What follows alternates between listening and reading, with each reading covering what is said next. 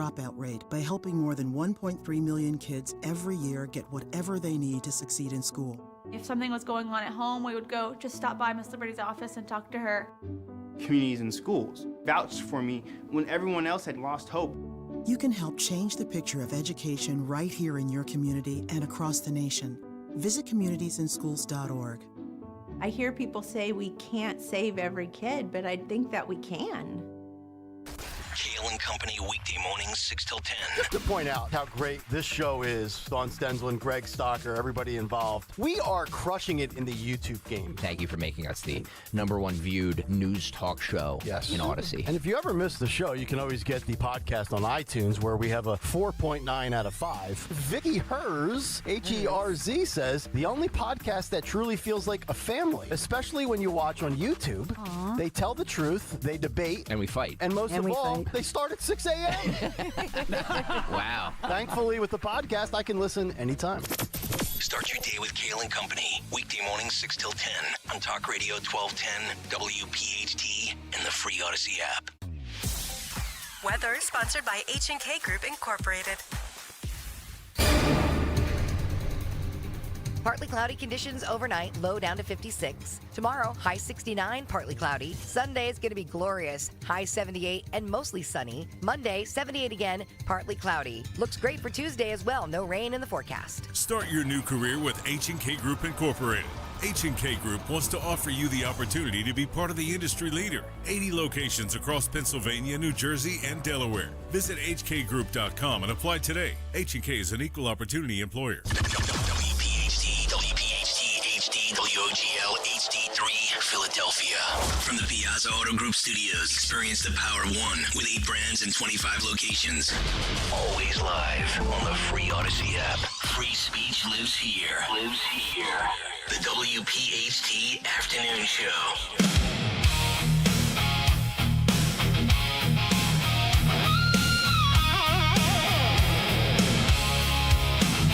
When you want the best that there is, when you want the best in the entire biz, there's a name the stations call you sure to like. It's America's host, and his name is Mike. Stunt brain, that is. You've heard him before, and you'll hear him again. Everyone loves him when he hosts on 1210.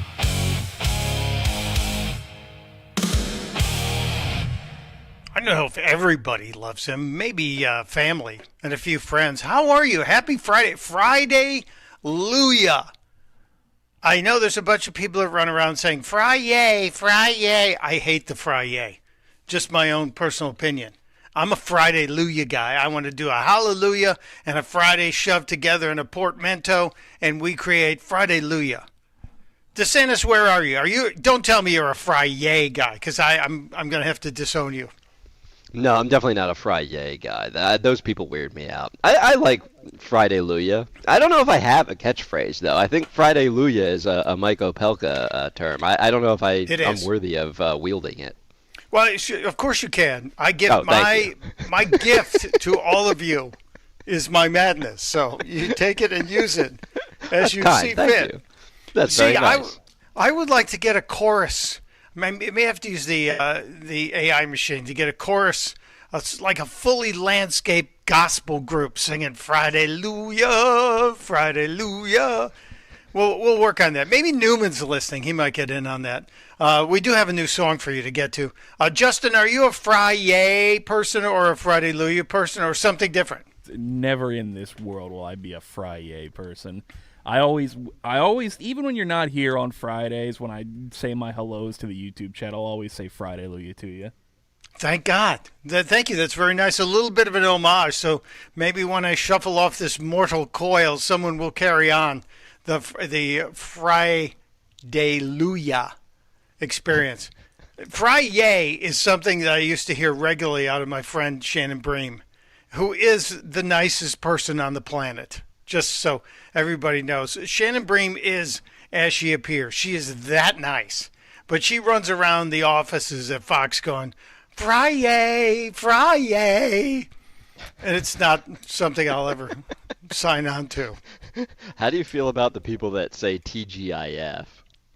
Oh, I want to see Wednesday. I think it was the anniversary of the trademark, no, the patent on the Super Soaker. And people that walk around with TGIF, I want to break out my Super Soaker and deliver a nice, refreshing dose of cold reality to them. I think that's always a good thing. By the way, I do keep track of all those weird inventions. I just learned a friend of mine created a cookie mold that looks like somebody took a bite out of a cookie. Have you ever seen those cookie molds where you make cookies, you put it in the dough, and it looks like someone's already bitten the cookie? And they say it's a way to keep other people from eating your cookies. You bake cookies that look like they're pre-bit. He did this years ago, maybe decades ago. He's made tens of thousands of dollars on it because some novelty company bought his patent on it. I have some odd friends. Busy day today, very busy day today.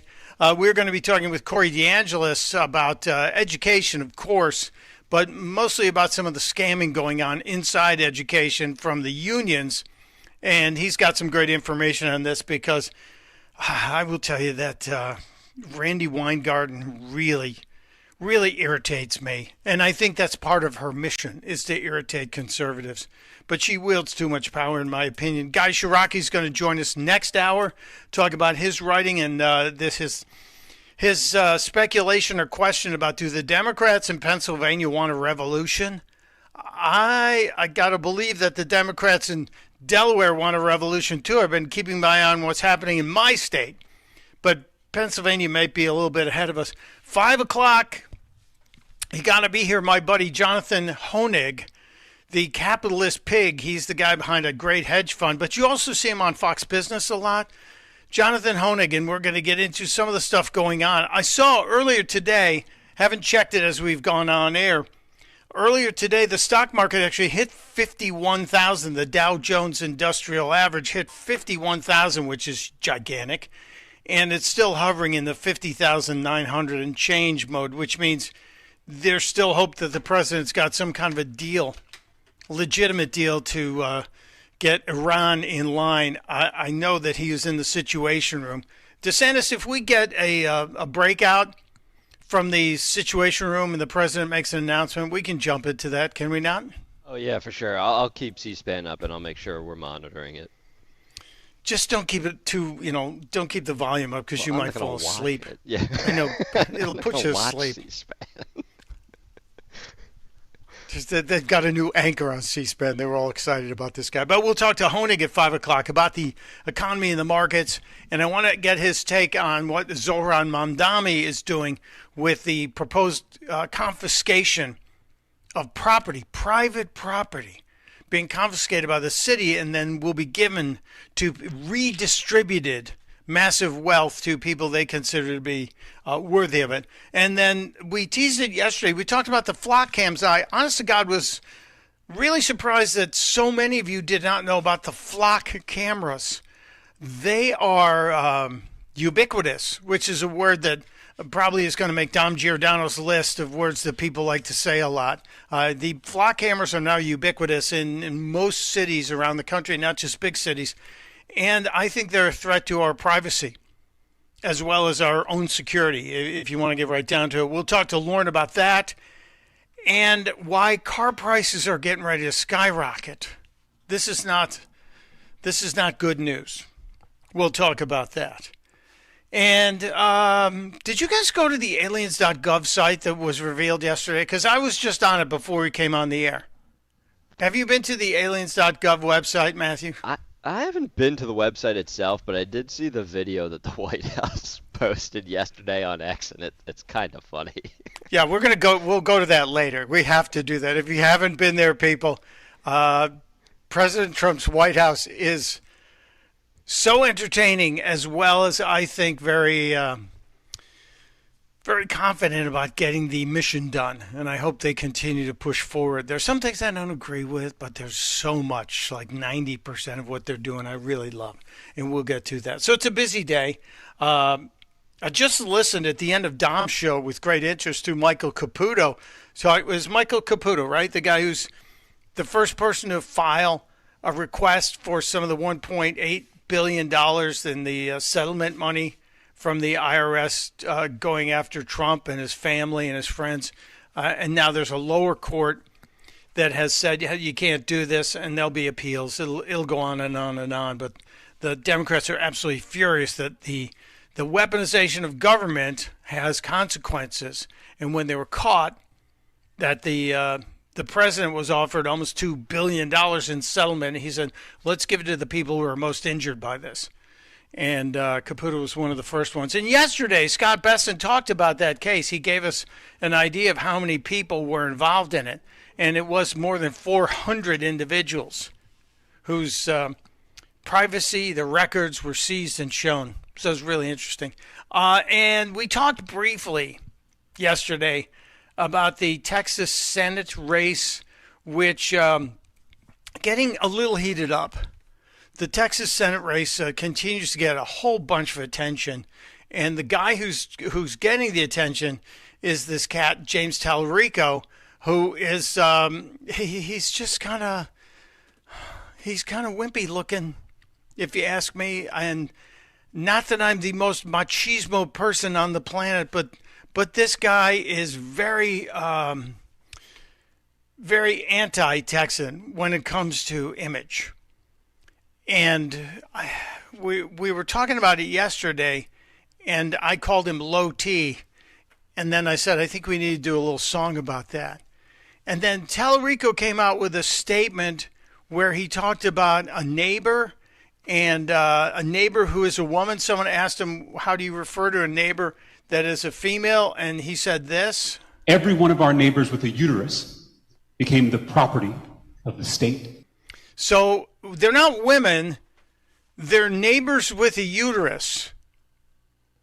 And immediately I went, okay, there are a lot of women who may have had, for medical reasons, a uterus removed. Does that change their status? But I also thought, how ridiculous is this? This guy's talking about women and describes them as a person with a uterus. So I thought maybe we need a song. And I came up with two songs. Now, DeSantis, did you hear one or both? Did I send you one or both? Oh, I listened to both of them. I prefer the first one, though. Usually I think they're pretty comparable. This one, I do think there's a clear winner, and I think it's number one. So I want to let the people choose. Not that I don't respect Mr. Harvard's opinion here. Should I not have put my finger on the weight? I feel like I put my finger on the scale here. I threw off the weight, now I feel bad. Your Harvard-educated thumb on the scale is always welcomed. Okay, thank you. Justin, I apologize for not sending it to you this morning. I was running around doing all kinds of crazy stuff. But so we have two songs, and I did them. I was thinking of the era of folk music from the 60s, as the late Martin Mull would have said, when all that fiddle and banjo crap almost caught on. And I tried to come up with an iconic voice that I refer to as Tallarico's girlfriend, because he is in his mid-30s. He's unmarried. There's nothing wrong with that. But no one's ever seen him with a girlfriend. It's kind of like the Cory Booker thing until very recently.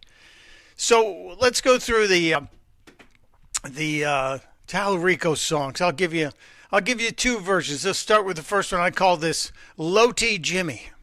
Enjoy.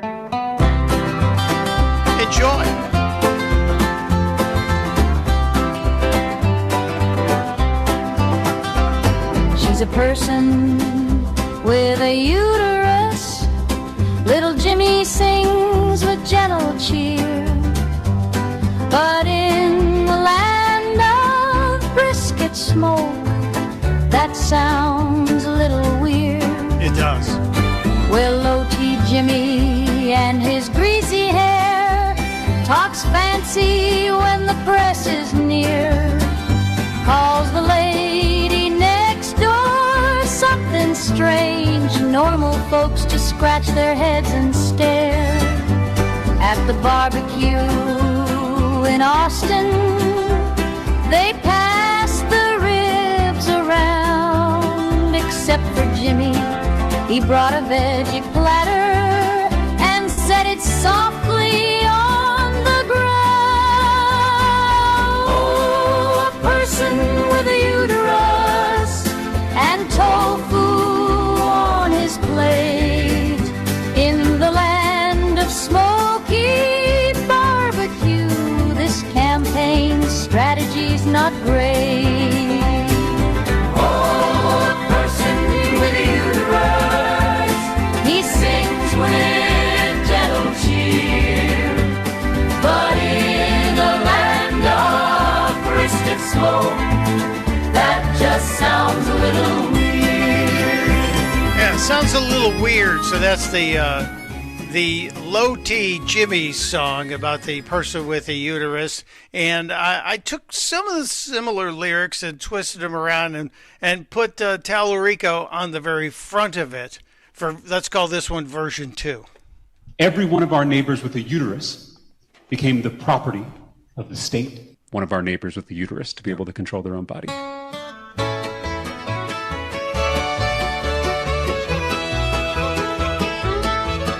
Well, O.T. Jimmy down in Texas town talks fancy when the press is near. Calls the lady next door something strange. Normal folks just scratch their heads and stare. She's a person with a uterus. He sings with gentle cheer. But in a land of brisket smoke, that phrase sounds a little queer. At the barbecue in Austin, they pass the ribs around. Except for Jimmy, he brought a veggie platter and set it softly on the ground. Oh, a person with a uterus and tofu on his plate in the land of smoky barbecue. This campaign strategy's not great.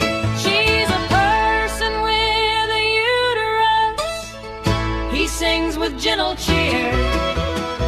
But in a land of brisket smoke, that phrase sounds a little queer.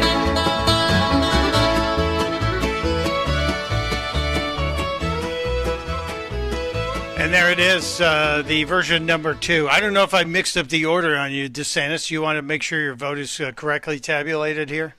Yeah, I'm I'm still firmly in the camp of song number 1. That's a knockout. You like song number 1? Okay. I like Joe in the YouTube chat room said Peter, Paul, and Mary Uterus. That's kind of the vibe I was going for, Joe. That was good. But you like number 1. You didn't like version 2? That I actually was nervous because we used the word queer, and I had to get clearance from Greg Stocker to use the word queer in there because we're in sensitive times these days. No, I like the first. I think the first one's incredible. That's some of your best work. I'm still humming the Ebola song in my head, but this one is close.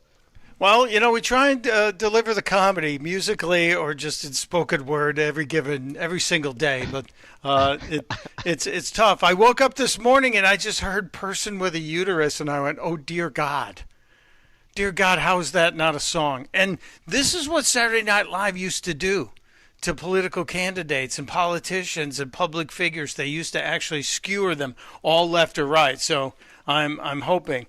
So you're welcome. We put a poll up on the YouTube channel if you want to take a shot and make a vote, and then maybe we'll give the results and highlight the wiener later on the show. By the way, can I just point out one thing? I was having a conversation with someone yesterday, and Ebola came up, and the first thing that popped into my head was your little jingle, "I don't want to know ya." I was like, Mike Opelka has ruined my week.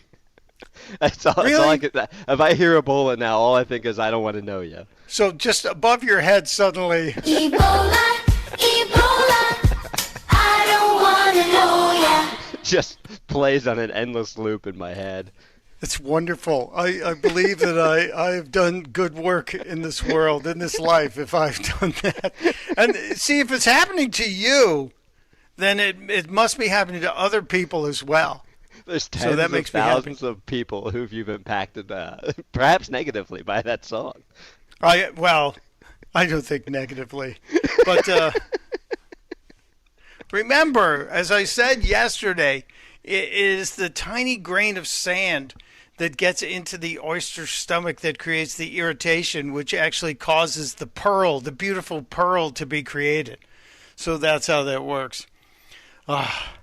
Anyway, the Tallarico song, we'll reference it during the show today and maybe feature the big wiener later on. Speaking of the big wiener, we don't do a lot of showbiz news on this program, but I was kind of impressed and scared at the same time, DeSantis, that you caught the same story that caught my attention yesterday from Oprah's good friend Gayle King.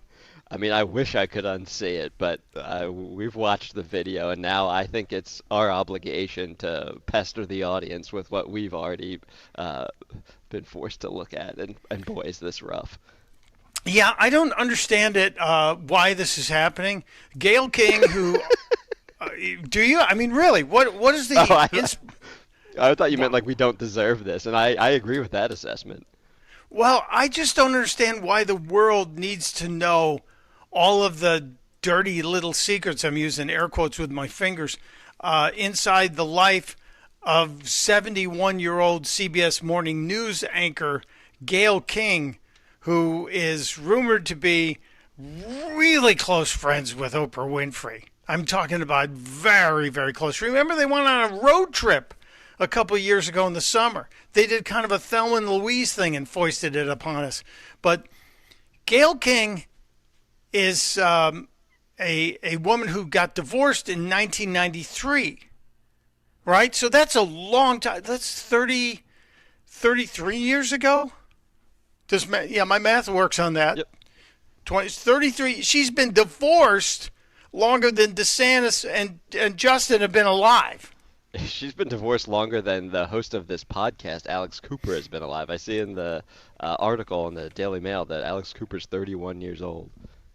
So Alex Cooper wasn't even on the planet, wasn't even a thing when Gayle King got divorced from her husband, and then now, 33 years later, is sitting down with this woman who's got a podcast that I will raise my hand and swear on a bazillion Bibles that I have never listened to, the Call Her Daddy podcast. That doesn't mean it's not a financial success or it's not of interest to a lot of people. It's just not something that I care about. But why Gayle King, who's more than twice the age of the Call Her Daddy girl, needed to go on there and talk about her dating life at the age of 71 and to tell us what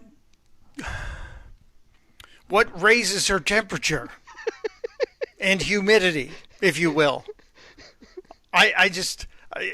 Gayle King telling the like it's a big secret, like this is some kind of girls discussion. No, this is a podcast with cameras and studio lights, and it's going out to millions of people.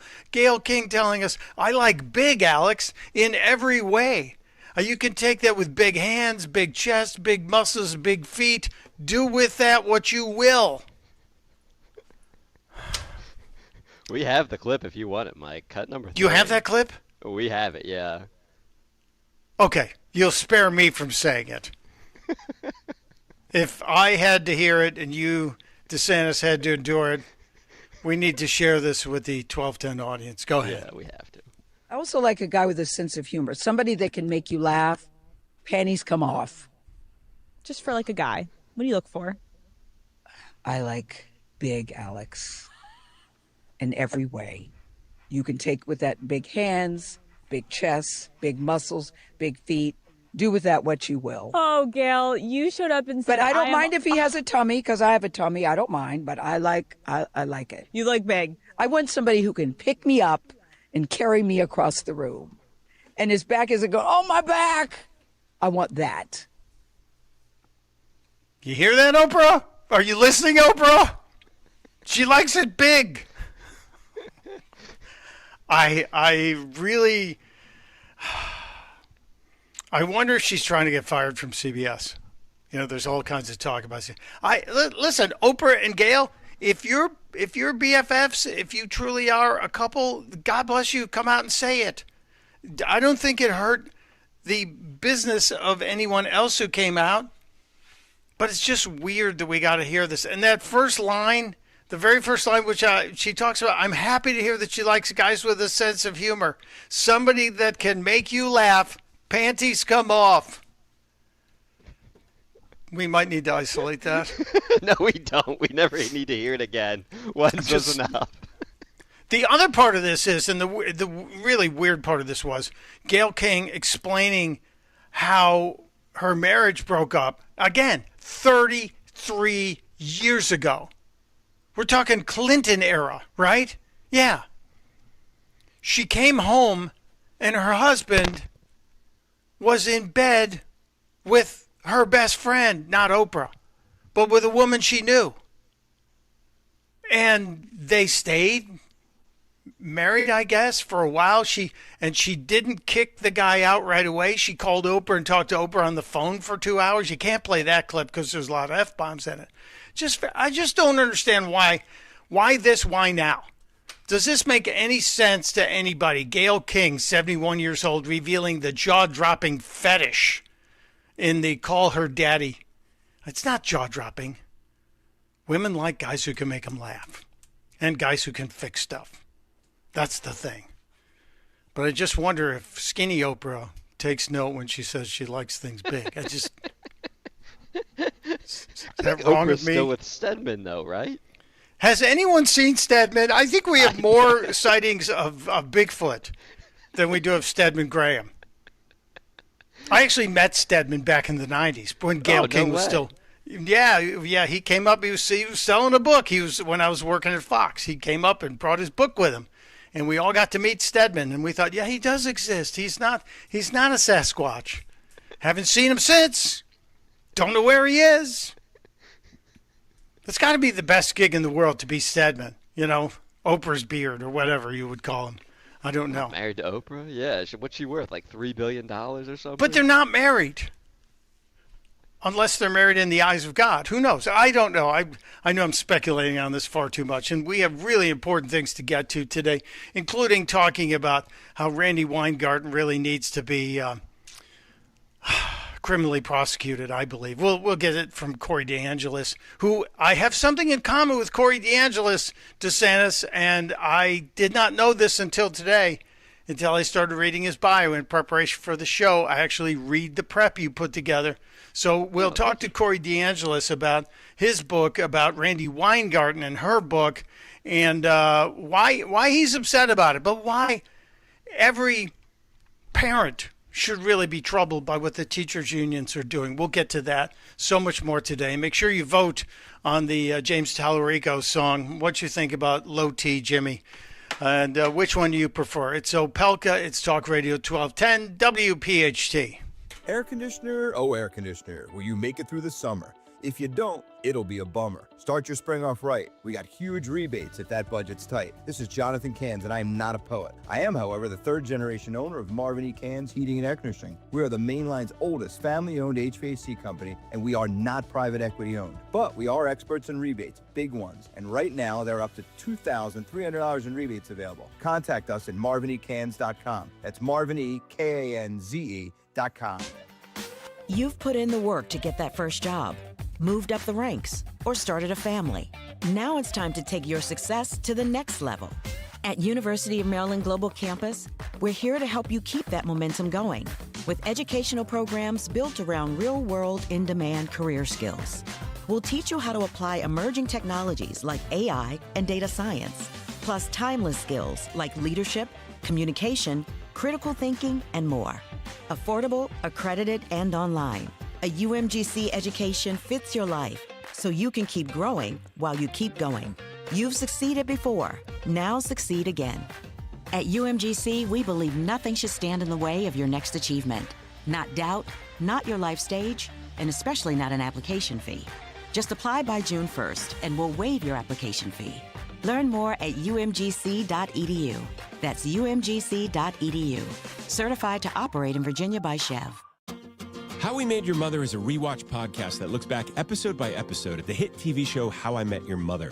It's hosted by me, Josh Radner, along with series co-creator Craig Thomas. In seasons 1 and 2, we were joined by Neil Patrick Harris, Kobe Smulders, Bryan Cranston, Ashley Williams, Wayne Brady, Jenna Fisher and Angela Kinsey, Joe Manganiello, and my brilliant co-creator Carter Bays, and now we are diving into season 3. So whether it's your 50th rewatch or your first time through, follow How We Made Your Mother wherever you get your podcasts. Time now for today's Spotlight on Tech, sponsored by Wesley Financial. Apple is using new AI capabilities to improve accessibility on its devices, with new features including magnifier and voiceover, which describe on-screen information or a user's surroundings for people who are blind or have low vision, while voice control allows users with a range of physical disabilities to use the iPhone and iPad entirely by voice. The new features using Apple Intelligence will debut later this year. I'm Jason Brooks. Chuck McDowell here with Red Pocket Mobile. Ever sign up for one of those too good to be true phone deals? 1 minute you're feeling great, then suddenly you're paying over $1,000 a year. Crazy, right?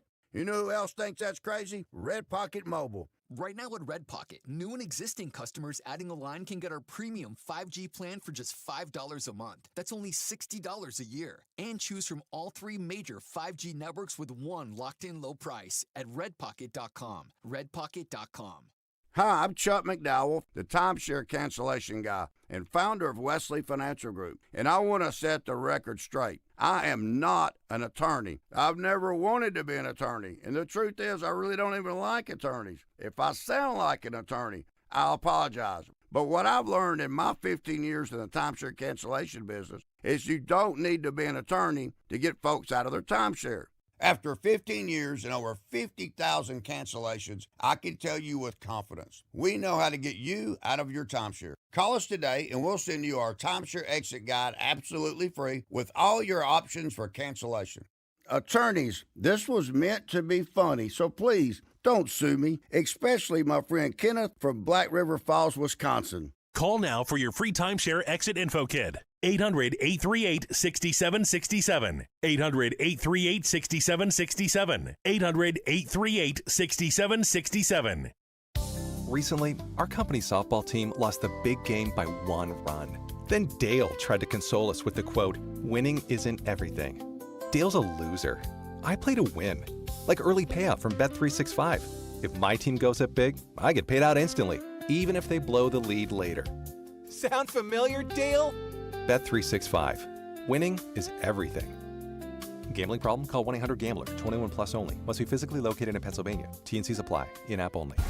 In Philadelphia, Chase is proud to root for the home team because they're our team too. We cheer from the bleachers and on the sidelines. We cheer for gymnasts and quarterbacks. And with more than 80 local Chase branches and 5,000 nationwide, we are right beside you, Philadelphia. Neighborhood bankers, digital tools, national strength. Chase, make more of what's yours. JP Morgan Chase Bank, N.A. member FDIC. Tune in to the Crash Proof Retirement Show Saturdays at 11 a.m. to hear Joanne Small-Canella and Tracy Stillman. The Crash Proof Retirement Show, Saturday mornings at 11 on Talk Radio 1210 WPHT. It's time to cut your old point of sale system and revolutionize your business with PDQ POS. Joe Flynn and his team at PDQ have been the industry leader for over 35 years. They offer everything from mobile POS to self-service kiosks and the best service and support in the industry. For the fastest, easiest, and most reliable POS available, trust PDQ POS. No matter how many locations you have, they'll build a custom solution for your business. Visit pdqpos.com.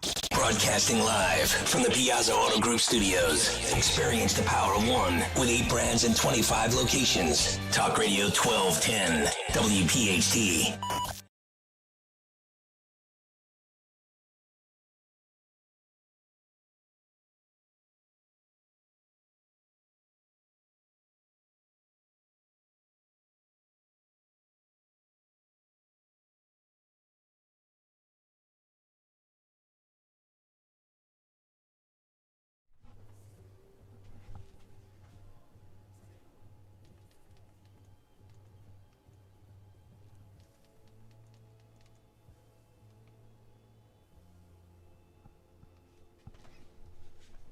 It is 337, Mike Opelka with you. I'm having a little bit of a problem with my screen here. DeSantis, I need you to tell me when this thing keeps going blank. I've got the sleep timer set for 4 hours, but it's falling asleep as if Jerry Nadler was reading from his list of important favorite menus somewhere in the House of Representatives during a filibuster. I apologize, but my technology is giving me trouble today. We will see. Thank you, all of you, for being here on a Friday. As we say, Friday, Luya to you. And I know that Newman Price has been tasked maybe to come up with a fully gospel-sung Friday, Luya to you chant. Maybe it'll happen before the end of the show. A lot to get to today. I'm sorry? There is really? Okay, we'll get to it. Although I think our next guest would have loved to have heard it, so maybe we'll make Corey DeAngelis stick around and just hang out and be a part of it. I have never talked with Corey DeAngelis. I'm very excited to be talking with Corey DeAngelis today because his issues are important issues to me as well. Don't have kids, but I think parenting and school choice and better schools taken out of the hands of some of these crazed union leaders would be very important. And I learned in doing the research that Corey DeAngelis and I have something in common. That San Antonio is a link. Corey, I'm very happy to have you here. How long ago did you leave San Antonio, or are you still a regular visitor? I live in San Antonio now. I was in D.C. for a few years for think tank work, but I grew up in San Antonio, went to public schools in San Antonio. So if I make any mistakes, it's because I went to government schools. So sorry about that in advance. But no, I moved to D.C. for some think tank stuff, and then I moved back in 2022. So I think I also have a link with Philadelphia as well. My dad grew up in Philly. He went to Girard College when it was available to low-income kids who were orphans. His dad passed away, and he went to a private school at that point. Wow, so it's a nice link, double link. There we go. I miss San Antonio greatly. Had a lot of fun. I'm a Trinity University grad and wasted a lot of time in San Antonio in very good ways. So I'm envious of all of you people down that area, especially the Tex-Mex. We talked endlessly about Tex-Mex and barbecue yesterday here with another one of our guests.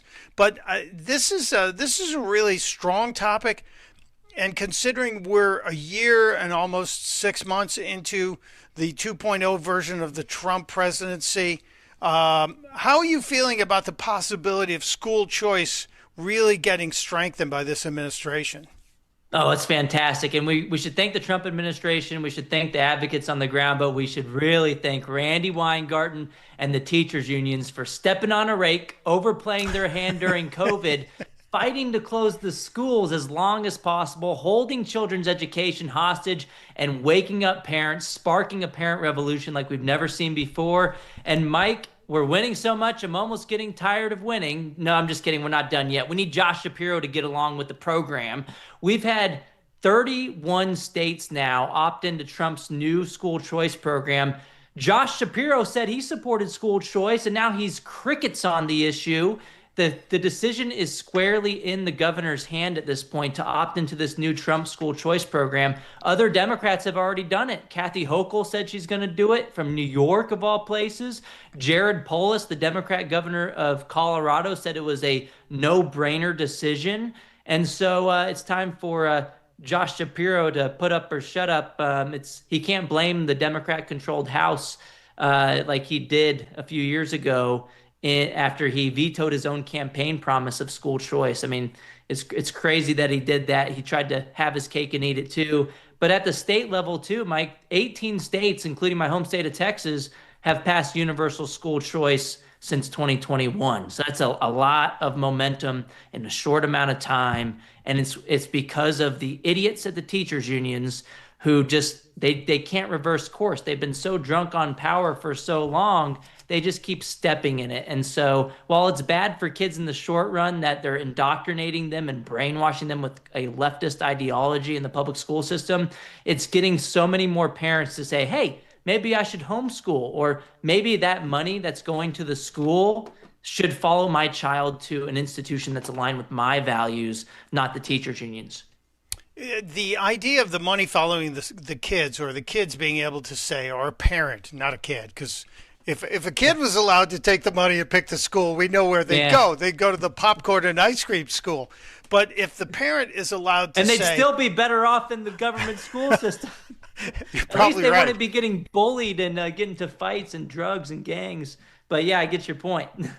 Yeah, it is one thing to say that, hey, we'd like to see the money follow the kids to the schools, and then the schools would be incentivized to perform better and produce better students. We do it with food.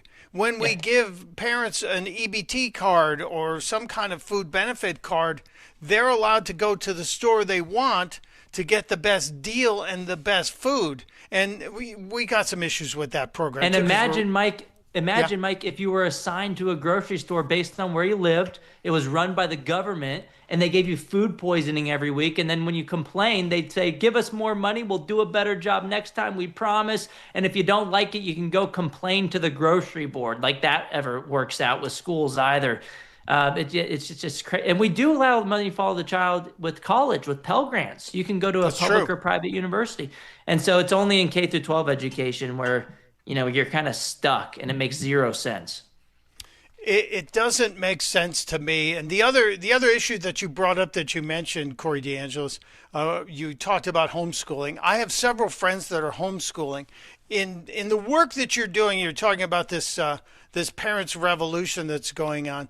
In the work that you're doing, are you seeing the teachers' unions and some of the Democrats who control these states and these schools attempting to basically legislate homeschooling out, so they would be able to prevent parents from homeschooling? Because I'm kind of hearing little rumblings about that. That's right. I mean, the teachers' unions, when they lose at the ballot box, they go to the legislature, they lose there, they try to go to the courts. In Florida has over 500,000 kids using private school or homeschool scholarships right now. That is a huge amount of school choice they have in that state. And guess what? The public schools have gotten better over time. They used to be at the bottom of the barrel when it came to math and reading scores. Florida's in one of the top handful of states, even though they spend 27% less than the national average. 10 out of 11 studies out of Florida find school choice competition leads to better outcomes. It's a rising tide that lifts all boats. And the Florida Education Association, in their infinite wisdom, sued to stop that program, to rip scholarships out of so many kids' hands, to force them back into the failing government school system.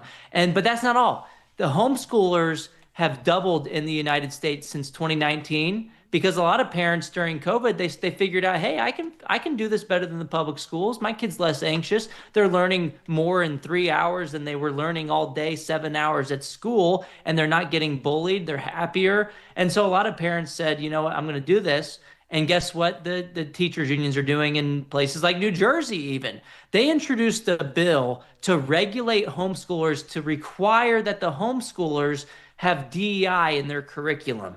I mean, that's the whole point, that the freaking families are pulling their kids out of the public schools, and they want to replicate all of that brainwashing in the homeschool sector too. And then it gets even worse in places like Connecticut. They passed a bill, the governor just signed it a few days ago, Ned Lamont, to basically make parents prove their innocence before they homeschool their own kids, before they raise their own children at home.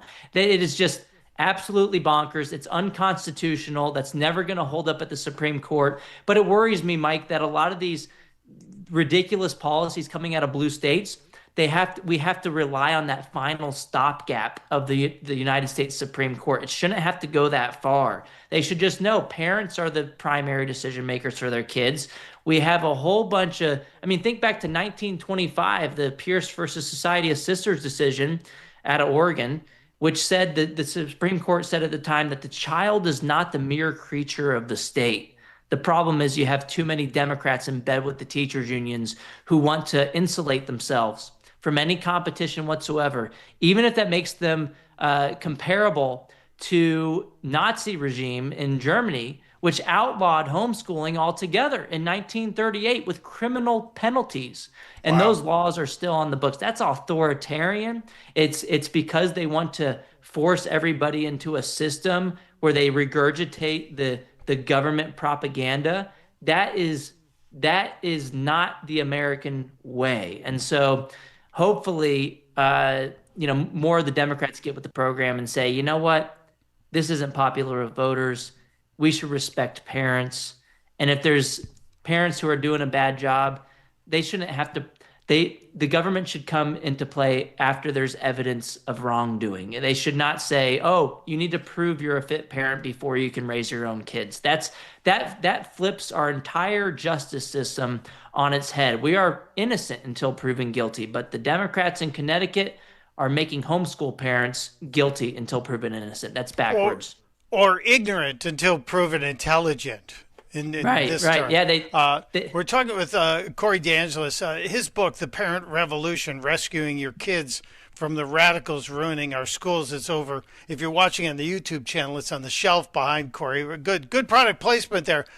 Corey, do you have a problem with Randy Weingarten and her book cover? Because if we could put the graphic up, I think DeSantis, you guys put together a comparison. Yeah, what in the world? It certainly looks kind of familiar. Here we have The Parent Revolution, and then we have Why Fascists Fear Teachers by Randy Weingarten. Yeah. Oh, geez. Have you raised this publicly with anyone in terms of designs? Yes, I have. Look, that is not a coincidence. I dedicated my book to her, Mike, for the same reason why I thanked her earlier for unleashing this parent revolution by really stepping on a rake over and over again.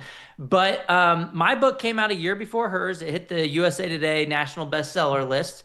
And I didn't pay $1.4 million to do it. A new report just came out showing that apparently her union dedicated over $1.4 million towards promoting her book. I was the first person to call this out. When her book came out, I noticed that on their LM2 report, public reporting, that $171,000 went to this PR firm. And I went to their Facebook account. They were promoting her book, and they said, oh, look, she became a New York Times bestseller with this book calling conservatives fascist, and we are proud to have worked with her. And so I started raising the alarms very early on this.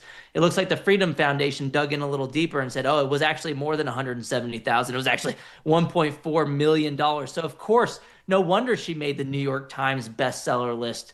At least my book, I didn't require stealing $1.4 million in teachers' dues in order to do it. But it's just, she actually got confronted on this, Mike, on a podcast. Someone said, you know that Corey DeAngelis guy, he said that you copied his book cover. What's your response? And she said, oh, no, that guy's crazy. And, every book cover looks like this, was her defense. It's just a coincidence. Yeah, are you I'm serious? looking at it. You see the red? No. There's one word that's in red, and mine was parent. I guess she's calling parents fascist because she chose to make fascist in red. Come on. That is too close to be in the same realm, this niche category of education reform, 1 year after another, after I dedicated mine to hers. I guess she couldn't admit it publicly, but we all know what's going on. And one last thing I'll say on Randy Weingarten is, at her annual convention a few years ago in Washington, D.C., she put 3 people on the projector behind her who were basically the union's 3 primary enemies. You had Betsy DeVos. We knew that was coming. Sure. We had Chris Rufo, the anti-CRT guy.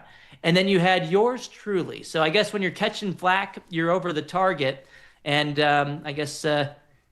I can't believe she paid $1.4 million just to copy my book cover. It shouldn't have cost that much. Well, let's be honest here, Corey. She didn't pay.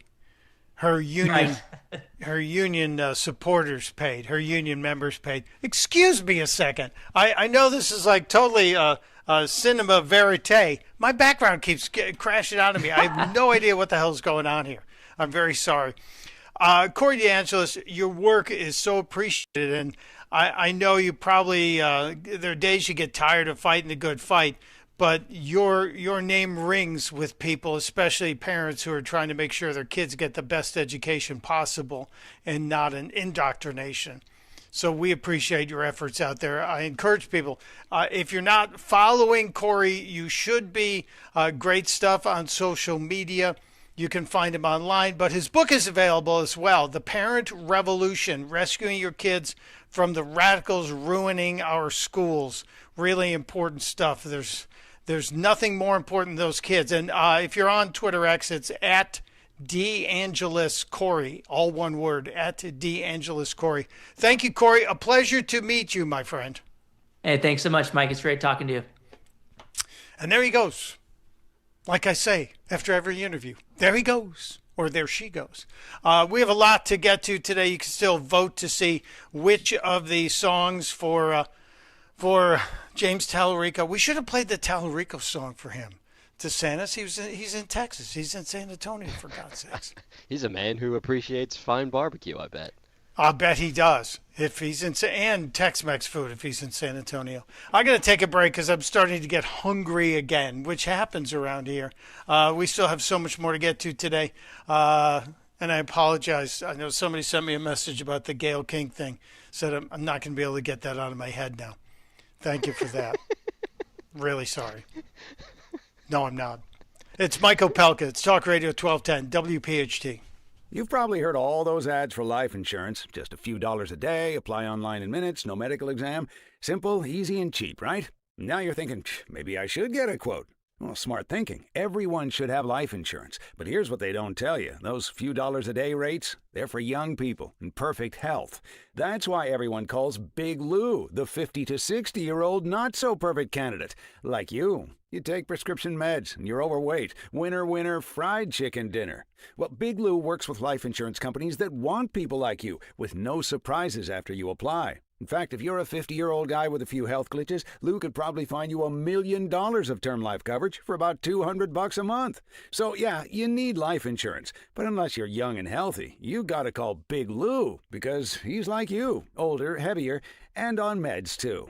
Get a quote right now at 800-700-6898, 800-700-6898, or biglou.com. Carpal tunnel syndrome. Heart failure that doesn't improve with common medicines. These are some signs and symptoms associated with ATTR-CM, or the cardiomyopathy of ATTR amyloidosis, a serious heart condition with symptoms that get worse over time. Amvuttra, vutrisiran, is a prescription medicine given by a healthcare provider that treats ATTR-CM in adults to reduce heart-related death, hospital stays, and urgent visits. In a clinical study, Amvuttra was proven to help people live longer and have fewer heart-related hospital stays and urgent visits over 3 years compared to placebo. Amvuttra lowers the amount of vitamin A in your blood, which can affect vision. Other side effects include pain in the arms or legs, pain in the joints, and shortness of breath. These are not all the possible side effects of Amvuttra. For prescribing information, call 1-833-256-2748 or learn more at amvuttra.com. Ask your doctor about Amvuttra for ATTR-CM. Hey, this is Larry Steinhaus with Investor Schooling. Listen, I know sometimes you worry about coming to see me because you don't want to invest in real estate, because you don't want to deal with toilets, trash, or tenants. I'm going to teach you a way that you don't have to deal with toilets, trash, or tenants, or even own any real estate and invest in real estate at the same time. You want to learn this, so go to investorschooling.com. That's investorschooling.com and take a complimentary class this Thursday, and I promise you, no toilets, no trash, no tenants. From Broomall to Blackwood, we know your favorite station is Talk Radio 1210 WPHT. Always live on the free Odyssey app.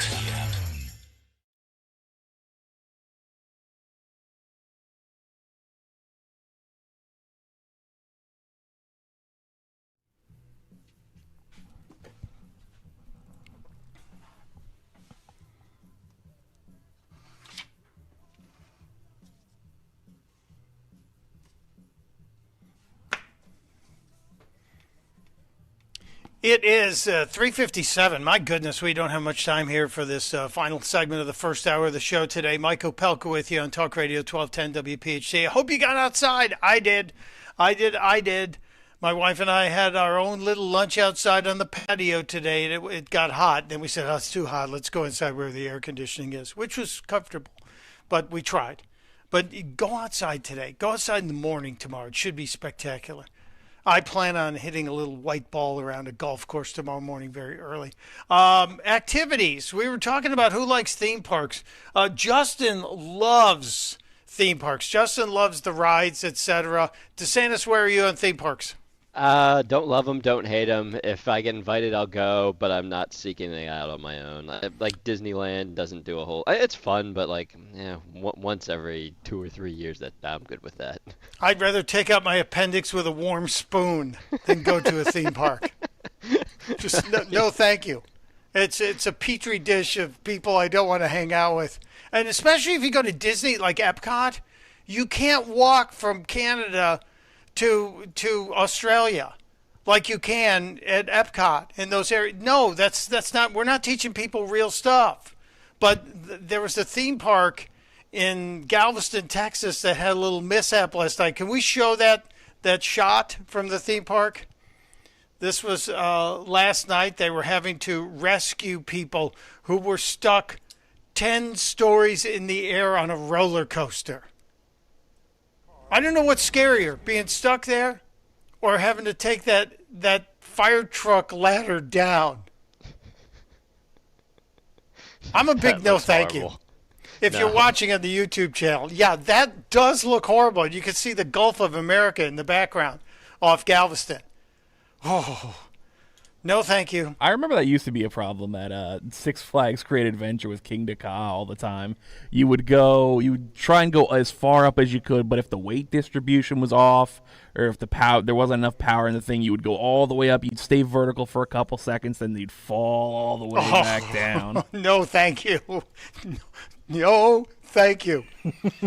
On that, I need to take a break. Oh my God! I hope everybody got out of there safe, and they probably gave them passes to come back again. No, I'll take money never to return. It's Michael Opelka. It's Talk Radio 1210 WPHT. Hi, this is Dom Giordano. Attention, Pennsylvania, New Jersey home sellers. If you're over 60 and even thinking about selling right now or next year, do not start too late. Sellers are losing thousands before the sign ever goes up. They fix the wrong things, guess on price, and get blindsided at inspection. Learn how to sell smart and protect your equity with me and my great friend Diane Cardano-Casaccio with Cardano Realtors at her free home seller seminar June 9th at the Hilton Garden Inn in Fort Washington. Meet me, enjoy wine and appetizers at 5 p.m. Then the seminar starts at 6 p.m. Should you downsize now or stay put? What about capital gains? How do you declutter 30 years of stuff? What should you fix or not fix? Should you sell as is? And how do you price and market your home to sell fast? All attendees get a free copy of one of Diane's 5 books, your choice. Diane Cardano says RSVP now. 215-576-8666 or go to 215-576-8666.com. Living here is about more than just the headlines. It's the new restaurant opening in Fishtown. It's the playoff energy at the bank. It's the festivals that make your neighborhood feel like home. KYW News Radio brings you the pulse of the Delaware Valley. From service journalism that solves problems to stories that celebrate our culture, we cover the life you're actually living. Authentic, local, factual. KYW News Radio, Philadelphia's most trusted news source. Hey, it's Nick Cale here. As you know, my teammates from the Piazza Auto Group now include 2 Infiniti dealerships, Ardmore and Westchester. Infiniti has a new star player in their lineup, the all-new 2027 QX65. This luxury crossover is sporty, smart, and spacious with bold style and dynamic performance. Take it for a test drive today. More good news, 0% financing for 60 months. That is still available on the award-winning QX60 and QX80 SUVs. Visit Infiniti Ardmore or Infiniti Westchester and tell them Nick sent you. I finished a 5K in 94th place, right after a man wearing jeans. They still gave me a medal. I don't want a reward for doing, I want a reward for dominating. Like daily prize match on Bet365. I play for free and win real rewards, like up to $5,000 in cash weekly. Unlike that joker in denim. Bet365. Winning is everything. Gambling problem? Call 1-800-GAMBLER. 21 plus only. Must be physically present in New Jersey and Pennsylvania. T's and C's apply. Patrick was way behind on his IRS taxes. I was in way over my head. The total amount ended up being somewhere just over $30,000.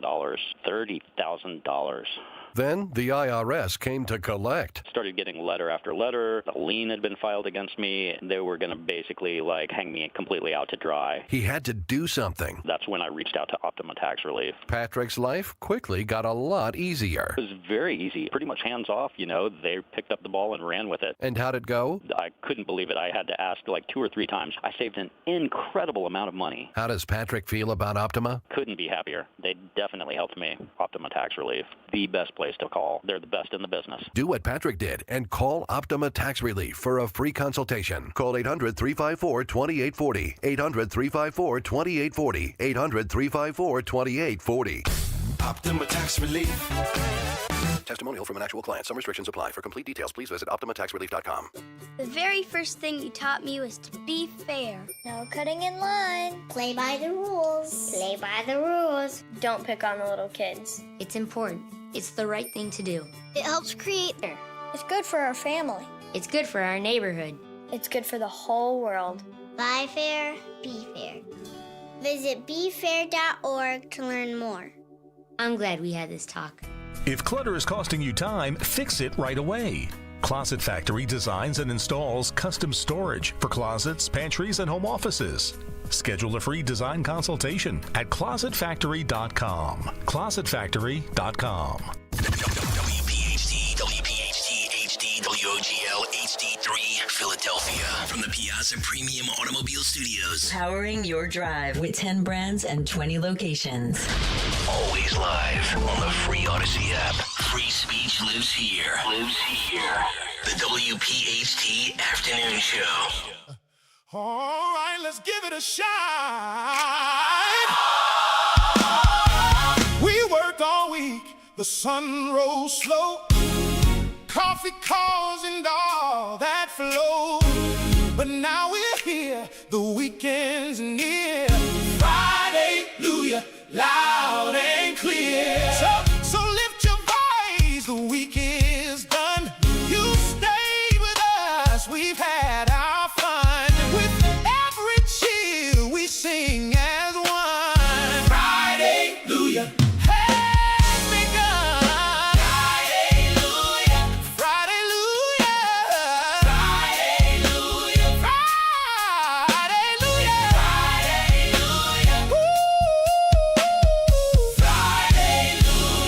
All right, brothers and sisters, put your hands on the radio. Let me hear you. Friday, hallelujah to you. Thank you, Newman Price. I asked, and then he delivered in less than an hour. How beautiful is that? And as requested, a fully landscaped gospel group singing in the background. Friday, hallelujah to you. It's Mike Opelka kicking off the second hour of the program today at 4:06 on a beautiful day. And I have to say, I'm very excited, as I always am, to talk to Guy Shiraki, Coach Guy. But, Coach, are you getting married today? Or are you marrying somebody today? Are you presiding over a wedding? What the heck's... Will the defendant please rise? Yeah. The last time I was on with you, you commented that I was in a T-shirt because I was off to coach and that I wasn't dressed because I had set the bar. So I figured this time, white tie and tails, I can't do better than that. Seriously, are you really not going somewhere? You actually did all of this because of my silliness? I did this for you. I'm going to coach. Underneath this is my coach's shirt and pants. I am pulling like a Action News anchorman. Below camera, I have my turf shoes and sweatpants ready to go. Excellent. Yeah, it's like, well, I thank you for talking like a modern reference. I would have said like the cast of the ballroom scene in Gone with the Wind, who reportedly only were dressed in costumes from the waist up because they didn't have the budget for the full gowns, etc. But yeah, you look great. If you're not watching on the YouTube channel, you're missing out the very formal Coach Guy Shiraki, dressed in white tie, and I'll take your word for it on the tails. You don't need to do a Groucho flip up on it. The subject of the last half hour of the show was really right up the Guy Shiraki channel, talking about education, and we had, I'm sure you may have tuned in and caught a little bit of Corey DeAngelis, a guy who's out there doing yeoman duty in this, and you always are paying attention to it. I don't want to give you short shrift because you're your bona fides in fighting for good education in this region, in this state, in this city are known to everybody. But we're talking today about a really hot column you wrote it, but with maybe the highest level of snark I've ever seen you produce in one of your columns in Real Clear, Pennsylvania. The question is asked about, do the Pennsylvania Democrats want a revolution? Do you honestly feel they do? And is this, based on what you've got written here, is there a fight for this, or do you think this is going to be a quiet revolution for Democrats going farther left? Yeah. So look, I think it's a serious revolution. I think it's quiet intra-party. The noise is left to post-elections, post-trial verdicts when they blockade ICE agents or riot. But internally, it's a mix of force and social media. Look, last Tuesday there was a primary, and in the primary in Philadelphia, the Democrats picked a nominee for Congress in the district that sort of runs along North Philly, South Philly. And they picked by far the most left-wing progressive candidate, who on election night said, "I've been accused of being radical. I've been accused of being a revolutionary." Well, you ain't seen nothing yet. That was his victory speech, not mine. And then 24 hours later, probably the leading face of the progressive movement in Pennsylvania, or certainly in this region, Larry Krasner, goes to no less than the Democratic Party headquarters of Philadelphia and tells Chairman Bob Brady, "It's time to get out. Your day has passed. You've held us back." So I look at this Mike, I look at the facts. There's not too much embellishment. The newest Democratic member of Congress in a seat that, by the way, is the most Democratic seat in the United States of America, Chris Robb, is going to Congress this fall. Yeah. He tells listeners and his audience, "Radical, you ain't seen nothing yet." And Larry Krasner tells Bob Brady, who has been the party chairman for 4 decades, Bob Brady, who was a member of Congress, Bob Brady, who sat in Nancy Pelosi's cabinet as one of her lieutenants. Larry Krasner says, "Get out of the way. We don't need you." Then we just look in Delaware County, where Greg Vitale had been a state representative since the 90s, the longest serving legislator in Pennsylvania. The Democrats took him out in a primary. This is a pro-choice, 100% tree hugger. He's not good enough.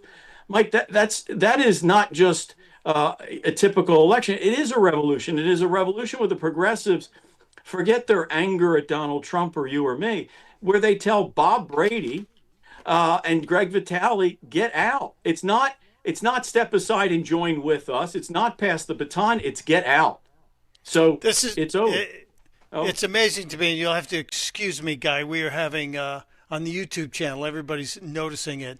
My fancy background with the radio station on it keeps disappearing on us, so I'm going to quietly put it back on. But here's the question: if this revolution is happening here and it's happening so openly, does this mean the mask is off?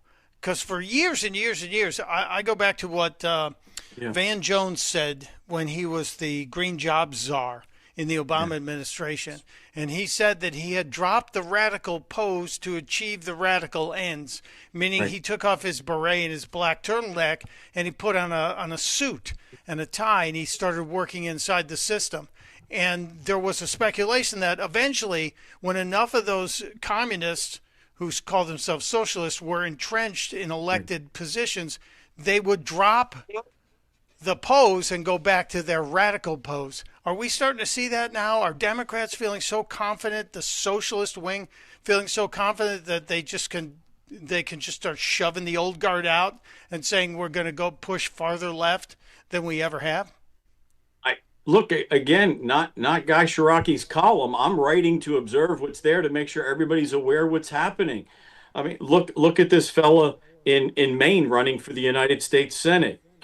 He's pretty out there. Hassan Piker, who's an avowed socialist, an avowed radical, and I think all but obviously anti-Semitic, campaigns around the nation, talking about revolution, talking about shaking things up.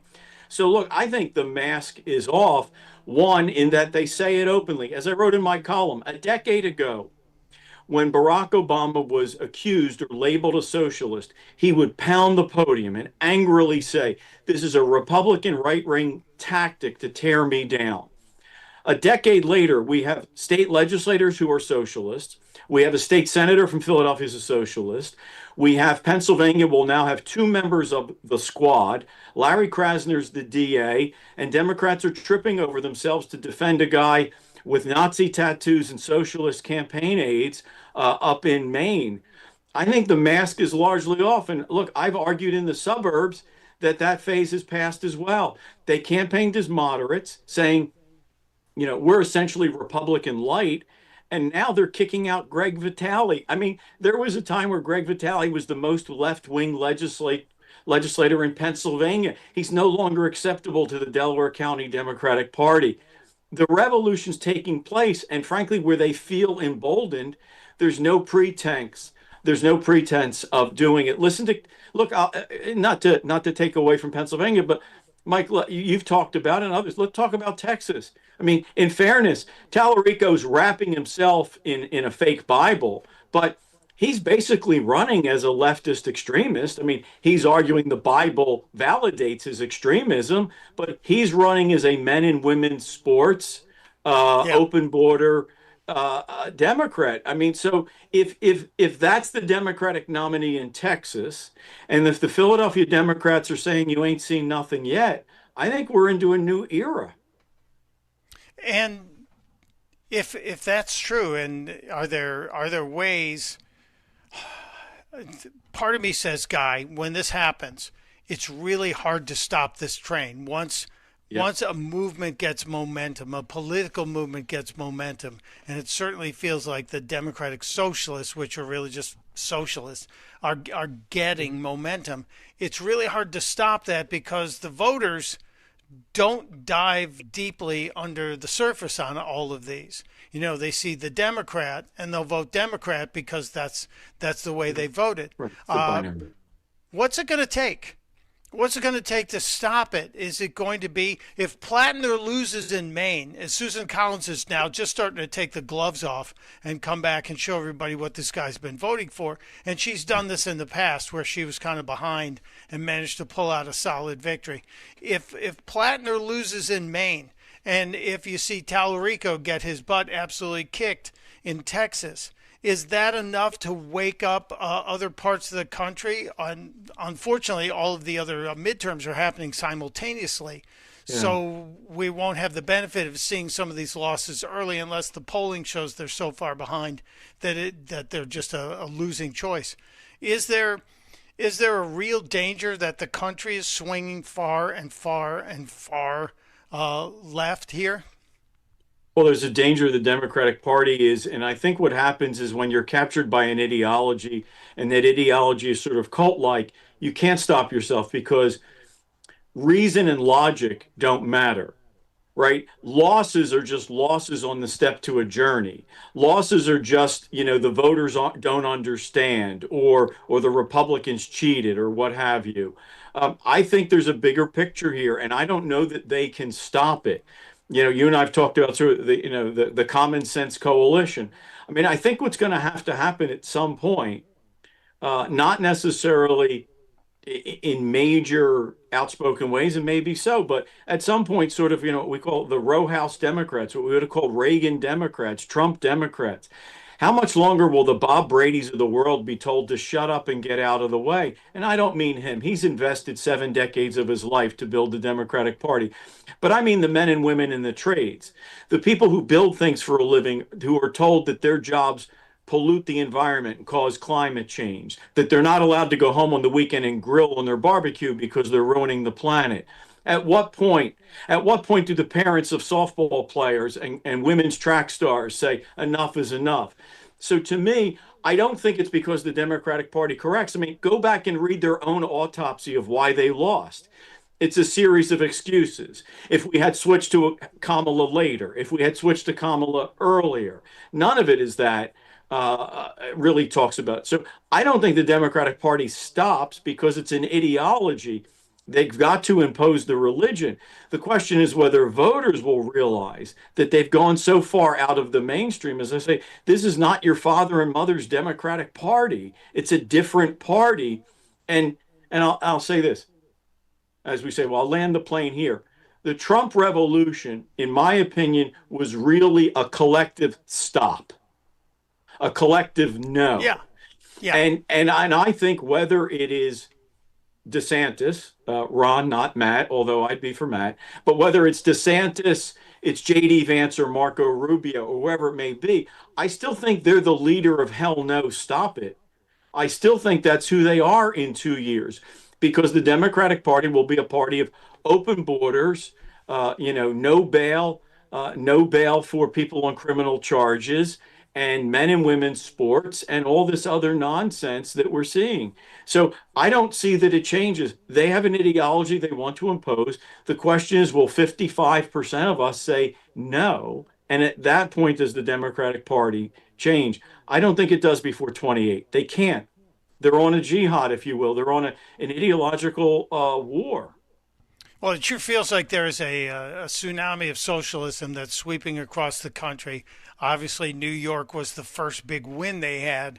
There are Seattle and Portland are places where we've seen it get entrenched to the point where Oregon is getting ready to vote on whether or not to make hunting and fishing illegal, because it hurts animals. And if that happens, if hunting and fishing becomes illegal in a state that has that kind of deep-rooted leftism, you can bet your butt that it's going to come, the vote, or at least the discussion will come here. And you wonder if the sometimes reliable Democrat voters who are hunters and fishermen who live in the sticks will stand up and say, okay, now you've crossed the line. With some parents, it was the men in girls' bathrooms. That was a line that was crossed. And we saw that change in the school boards in Bucks County in the election prior. But where are the other lines that need to be crossed that we can wake people up? And I don't know if there's enough of those that are happening right now, because it seems like the Democrats socialists are very well organized in the smaller markets all across the country. And I think they've got a quiet revolution that's what was it? Robert Reich wrote the book about it, the starfish. Right. You cut one arm off and the starfish grows another one. So this is one of those issues that I think the Democrats have not necessarily outflanked us, but they took a different direction, and they've already got some progress happening. Yeah, I think, as you and I have discussed before, politics has changed. It used to be sort of the assumption that about 60 to 70% of the voters voted, and you tried to cobble together your 51%. And the model's been changed from Obama to Trump to now the modern Democrats, which is, what if turnout was 80%? And what if the way we get to 51 is not by winning over independents, although usually the person who gets the independents wins, but by getting more of our people off the couch. And how do you get them off the couch? By telling them you truly believe. Because if you give people a choice between beige and gray, they stay at home. If you give people a choice between black and white, they tend to get off the couch and vote. So I think even loss will not deter them, because they have not only convinced themselves that they're right, but they've convinced themselves the way to get to 51 is to be true believers. No wishy-washiness. Again, let's come back home to Pennsylvania. As you and I have discussed now for the better part of a year, John Fetterman votes with Chuck Schumer 93% of the time, and they can't wait to get rid of him. Every single conversation I have with Democratic friends, Democratic strategists, they may not share that passion themselves, but they feel it. It's palpable. These folks on the left, they are on a mission. They have circled the Pennsylvania primary for 2028 in their books. They are on a mission to get him, a guy who's with them 93% of the time. If you're chasing away people who are your friend 93% of the time, you are in a cult. You're not in a political party. And that's why I think even defeat won't hold them back. It's going to have to be the American public keeping them out of office. Well, that is the ultimate goal of elections, right? Is to make sure we don't get the wrong people elected. And it feels like the Democrats have taken for granted their voters, but their voters haven't stood up. Guy, I know a lot of us feel like the GOP took us for granted for so long when we saw tickets like McCain and Palin, and we went, was that really the best option? But Democrats for years have said that they felt like the party just, especially certain parts of the Democrat voter base, certain parts of the ethnic groups of the Democratic voter base said they felt like they'd been taken for granted until a Trump came along. Is it possible that this push towards the far, far left will awaken some of those typical Democrat voters and say, "Hey, I'm not going to jump on this bus," or are they going to sit it out? Isn't that the instinct that most of them will just not vote? Yeah, I don't know, because again, this idea of having a constant crisis, the climate, the border, ICE, the rallies, the No Kings rally, they have, as I said, Republicans are sort of old school. If we want to boil water, we look for the pot, we go over to the sink, we fill it, we put it on the flame, and we heat it up. They seem to always have 3 pots on the oven at a simmer because there's always a crisis. So it's, the crisis is Trump. Trump is a dictator. The Supreme Court's out of control. ICE is locking up women and children. So they seem to get it to a boil much faster than the Republican side. So I don't know how many Democrats stay at home. Look, I think fundamentally this election, with the proviso that we're in the midst of a war, I don't know how it's going to go. But to me, it's really going to be a battle, which is, are the Democrats going to so motivate their voters out of hatred of Trump, and will they persuade independents, the 5 that are left, will they persuade independents that because of the price of gasoline and groceries, you should throw the Republicans out? Or are the Republicans going to successfully say, we're working on it, we're not moving fast enough, but they're nuts? To me, it's going to be the battle of 2 narratives. Which one wins? And right now, as the silly people say, if the election were held May 29th, the Democratic argument would win because it's simpler. Gas is expensive. We're at war. Donald Trump's at fault. Blame the Republicans. That's a very easy message for independents, and it's a motivating message for their base. I mean, the latest polling I've looked at is Democratic intensity runs 10 to 15 points higher than Republican. That's a formula for bad news. Right. So the challenge, that's why there's a challenge of 2 narratives. Right. And you and I've talked about it. I've written about it. Republicans can't try and tell people it's not that bad. And we can't tell people but that in Italy, gas is $9 a gallon. It's that we're trying to fix the problem long term.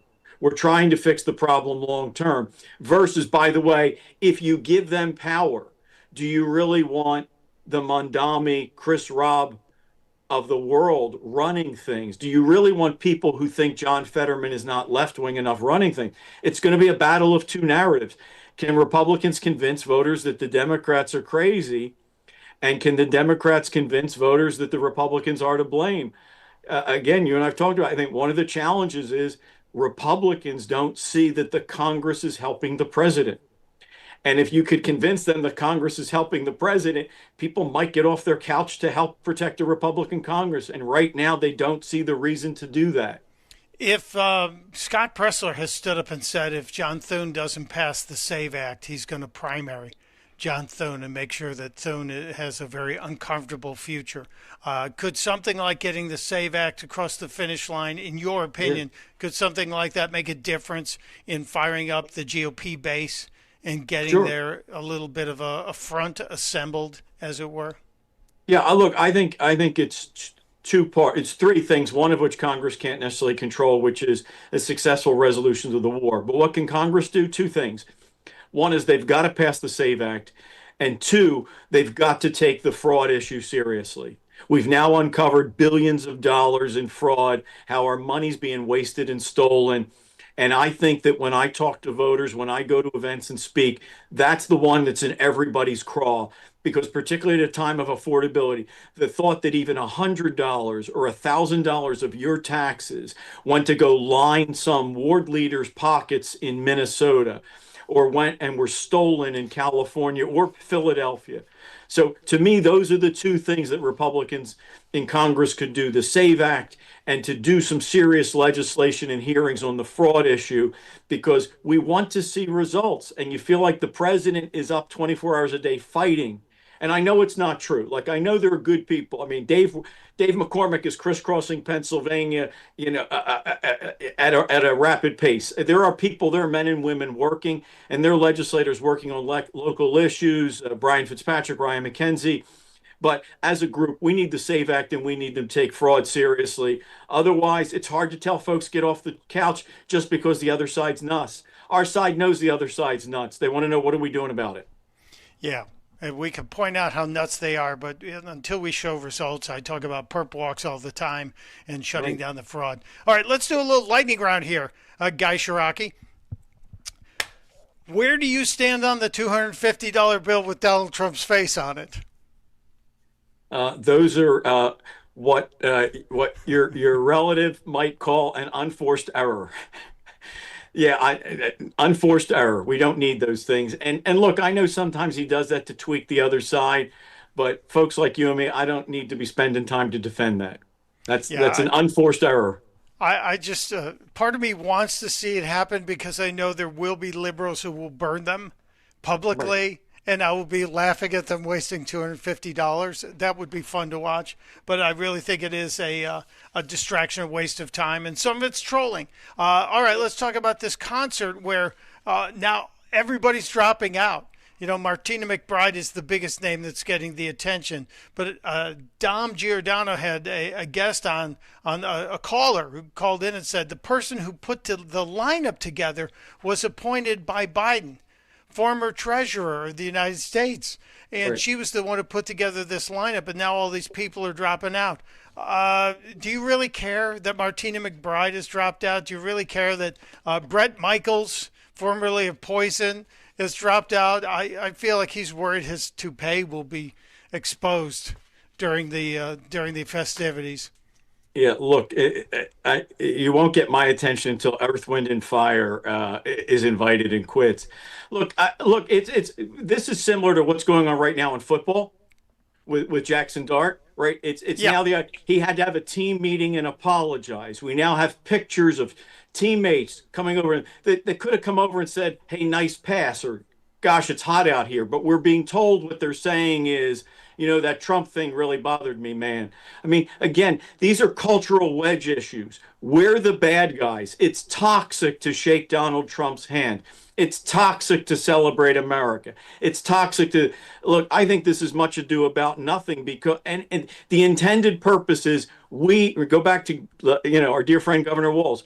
Republicans are weird. Don't be around Republicans. Republicans are bad, Nazi, weird people. I'm not bothered by it. I just wish, again, we'd get back to a celebration. A reminder, folks, 1976. We just had Richard Nixon resigned. We had a president appointed who had become president. We managed to celebrate the nation for all that was good in 1976. Why are we into this? Who's a Republican? Who's not? Who has to apologize? Football players have to apologize. Country singers have to apologize. It's just nonsense, and I don't have any time for it. Yeah, I'm with you on that. I think, especially since we only had half of Milli Vanilli invited. In any case, they should have let the two guys who actually did the singing do the singing. That's what I was going to say. You don't need Milli Vanilli. Right. You don't need Milli Vanilli. You just need the studio artist who actually sang. Yeah. Yes. The guys who really did the work. Let's draw back the curtain. And if you want, we'll do holograms of Rob and Fab dancing around on the stage. Guy Shiraki, always a pleasure. I am so impressed by the white tie and tails that you put together for today. Enjoy your perfect evening for practice, for softball practice, Coach. And always appreciate you. Follow Guy. He's always kicking out great stuff. This column talking about whether or not Democrats want a revolution. It is on realclearpennsylvania.com. realclearpennsylvania.com. I think it's not just Pennsylvania Democrats. I think it's pretty much most of the Democrats. Thank you, my friend. You're welcome. Thank you. And prayers to you at home. Thank you. Friday Luya to you. Let's take a break. It is 4:31. It's Mike Opelka. It's Talk Radio 1210 WPHT. This is the sound of Jack, buzz cutting his way to a small fortune. To Jack, every time he cuts his own hair, that's $50 right in his pocket. If Jack sees DIY buzz cuts as a saving strategy, Wells Fargo is right behind him. And with their mobile app, tracking his savings is easy. Oh, ouch. However you make money work, we can work with that. Mobile carriers' message and data rates may apply. Wells Fargo Bank, N.A., member FDIC.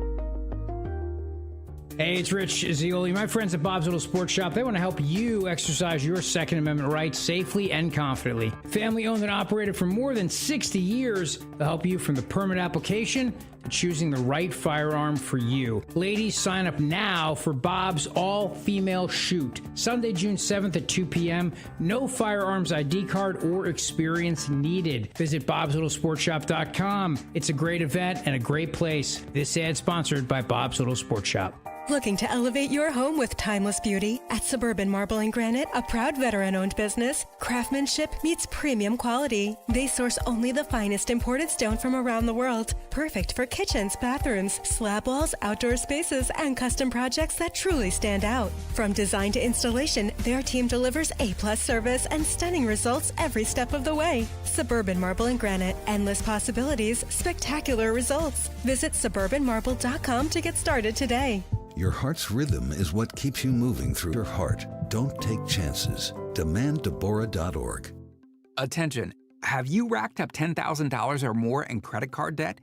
Are you barely getting by making minimum payments?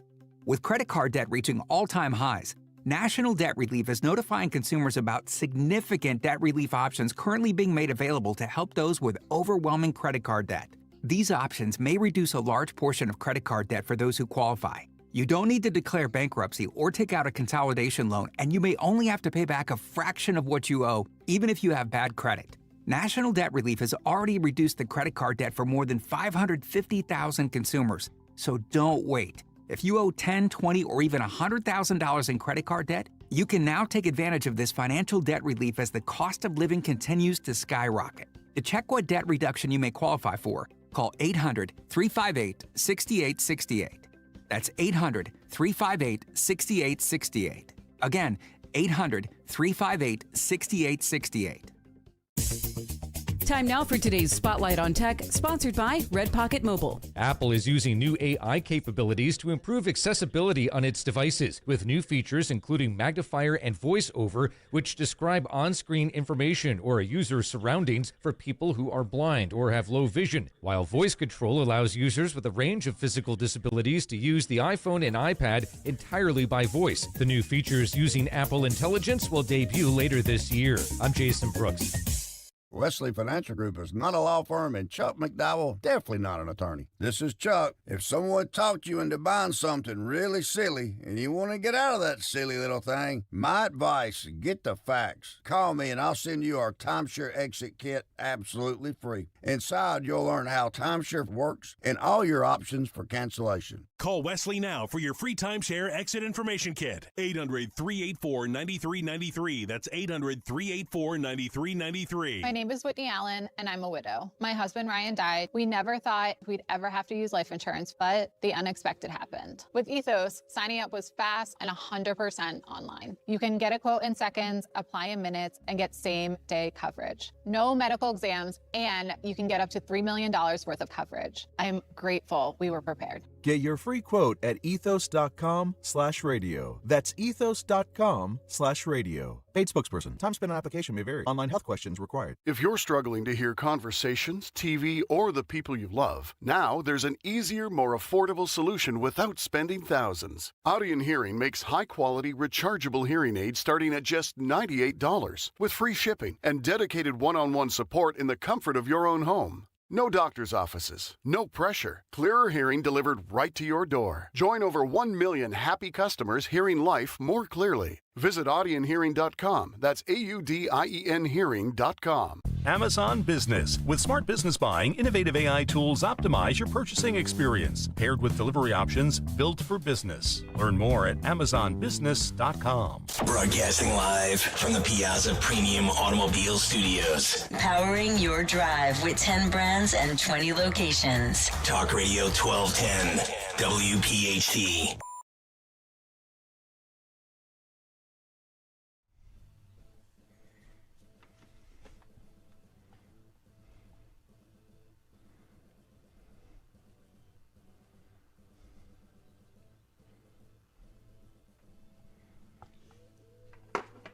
It is a Friday. Hallelujah to you, 437. Mike Opelka with you on Talk Radio 1210 WPHT. Just trying to cover everything today. My goodness, a busy lineup. We went from Corey DeAngelis to Guy Shiraki, both talking about critical issues here. I know Guy does a lot on schools and the waste of money in the schools, but the issue of the Democrats, who I think really believe that, or at least the ones who are seeming to lead things, really believe this is their chance to turn us towards a socialist country. And that troubles me. I'm a big believer in capitalism. I'm a big believer in you work hard and you earn what you get.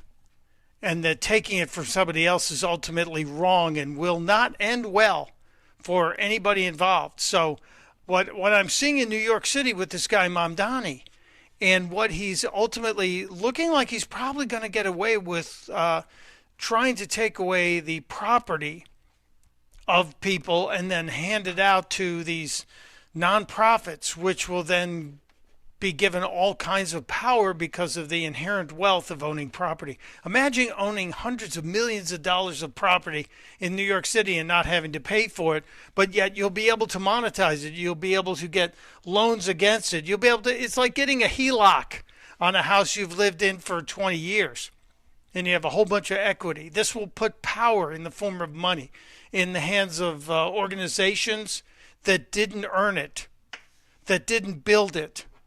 It is theft, and it's very concerning to me. And we'll talk about what's going on in New York City and in the markets financially with Jonathan Hoenig. He is capitalist pig Jonathan Hoenig. If you watch Fox Business, you probably see him on with Dagan a lot. I think he's a great, clear, and positive thinker in this. And I always try and get him to give me advice, and he doesn't. He just kind of gives you the reality of things. I'll try and weasel some advice out of him as well.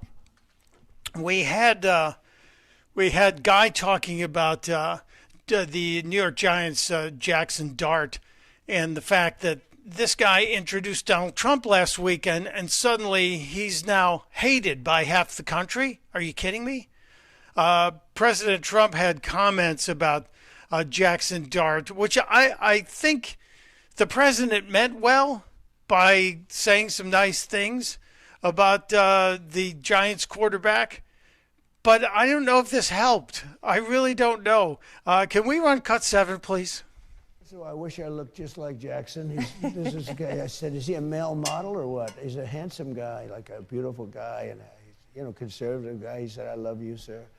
And I didn't know he was doing it, but he's potentially a great quarterback. He's a young boy. He had just really started. But when he's in a game, he moves the team. And I didn't know him, but I watched him a little bit, and he really moves the team. He's got tremendous potential. If he stays healthy, he's going to be a great. So when Jackson gets harassed a little bit, he's also loved more because we have more people than they do. And a lot of the people that you think, like people in Los Angeles, wealthy people that I see them all the time, they're hitting me a little bit, and they meet me and they said, "Sir, I voted for you." I said, I know, I can tell. Guys voted for me. I can tell you people on television that knock me all the time voted for me. Really interesting to me that this has become a big issue. And now with Dart having to apologize, I think there may be a clip out there. Did you guys find that clip yet, Justin? I just threw it at you. I think Justin is loading it up right now. He's we just also converting have it? a clip of a... Yeah, he's just loading it into a vMix. But we also grabbed a clip of Abdul Carter talking about it. He was the Giants player that was probably most outspoken about Dart introducing Trump. If we got that, let's roll that too. Yeah. So first off, I want to say We might that have to some wait a minute. things are bigger than football, and this is one of those things. Jackson is one of our leaders. He's the face of our franchise. He not only represents himself and what he does, but he represents all of us. And that goes for anybody who wears a Giants uniform. But if he chooses to align himself with a man like President Trump, it's my responsibility, based on what I believe and what I stand on, to not only show my teammates that I'm against that, but to show the world. And that doesn't mean that we have to spread hate. it doesn't mean that me and Jackson hate each other or we have beef. I sit next to Jackson every day. Every team meeting, we close, we talk. We just, as long as we make sure we got the same goal as a team and our goals align, which they do, and I feel like that's all that matters. So I just want to move past this, and yeah, that's it. You just want to move past it as long as Dart agrees with what you think. That's the irony here, that he's saying we just want to move past it as long as you conform to my thinking, Mr. Carter. And, if it's about the team, it's a football team. You're playing a game. You're getting paid because you're athletes. You're not getting paid because you're intellectuals. And can we not find a shirt that fits? Is it me, or did that shirt look like it was 2 sizes too small? Or maybe he's just wanting everybody to notice how built up he is, which is fine. But you can't say that we have different opinions and then expect him to comply with yours. That's wrong. I also do judge people on the way they talk. And when someone says we have beef, I'm hoping they're talking about steak for dinner and not saying we have a beef or we have a problem. But yeah, the street parlance sometimes gets to me. And I know everybody does it, but I'm just a little tired of it. I'd like us all to talk better. Do we have the other clip of Jackson Dart with his statement? Yep, ready to go. All right, let's roll that. Appreciate y'all being here. I understand that there's probably going to be questions that involve off the field topics, and for that, I have a statement, and I hope I can answer as many of those questions that y'all may have. And I ask that can talk about football after that, and I hope that we can understand and respect that from each other. Obviously this was a unique opportunity. Being asked and given the opportunity to introduce the President of the United States, my thinking was pretty simple, in the fact of, I've always loved this country. I have extended family members who have fought in wars. I have 2 uncles who have retired from the Air Force Academy and served themselves. And I even have a great-grandfather who served as Secretary of Treasury at some point. So the president position has always been a position that I've well respected, regardless of political affiliation, regardless of political party. And my intentions were just that. You can stop it there. He's going to front for around. He's not been media trained enough. I feel bad for this kid. I feel bad for this team because they're trying to rebuild the team.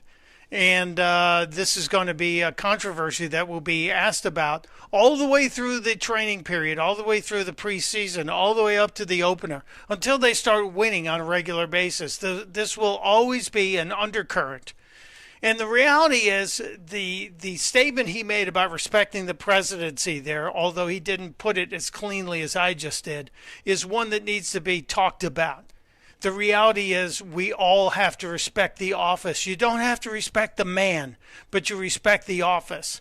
I got to get into the White House for the first time and spent a few hours running around the White House during the Obama administration. If I were one of these guys and said, oh, you got an invitation to the White House, do you want to go? No, because Obama's in the White House. I don't want to go there. No, it's the presidency. And I didn't run around the Oval Office and want to pass gas on the Resolute desk. No, it's the office of the presidency that has been inhabited by so many great men and so many men I disagreed with. But it's the office that will endure beyond the man.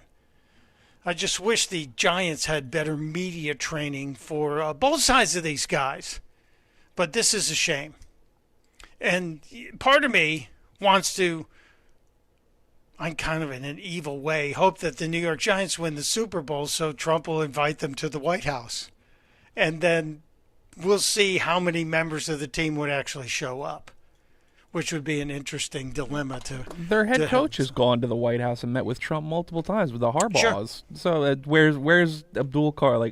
Where's the outrage for that? Well, I wonder if Harbaugh has said anything about Abdul Carr's thoughts on this. Has he had any thoughts on whether or not his personal political choices? Mr. Carter, by the way, Donald Trump is on my phone right now. If I were Trump, I would call Harbaugh and say, "Can I talk to Abdul Carter, please?" Just to see what he says. It really is disturbing to me. Your football players. Your vote counts as much as my vote counts. Craziness. And for those just curious, the Secretary of Treasury he was talking about was Nixon's first Treasury Secretary, David M. Kennedy. Really? That's who his great-grandfather is. So how young is this guy? His great-grandfather was in the Nixon administration. He is 23 years old, Jackson Dart. Dear God. God bless him. I hope he makes a bunch of money. And I do hope, and even though I know there's a bunch of you Eagles fans out there who are saying, "How dare you, Mike?" Trust me, I'm a Chicago Bears fan. We had our good year last year. I don't think we're going to have another one of those.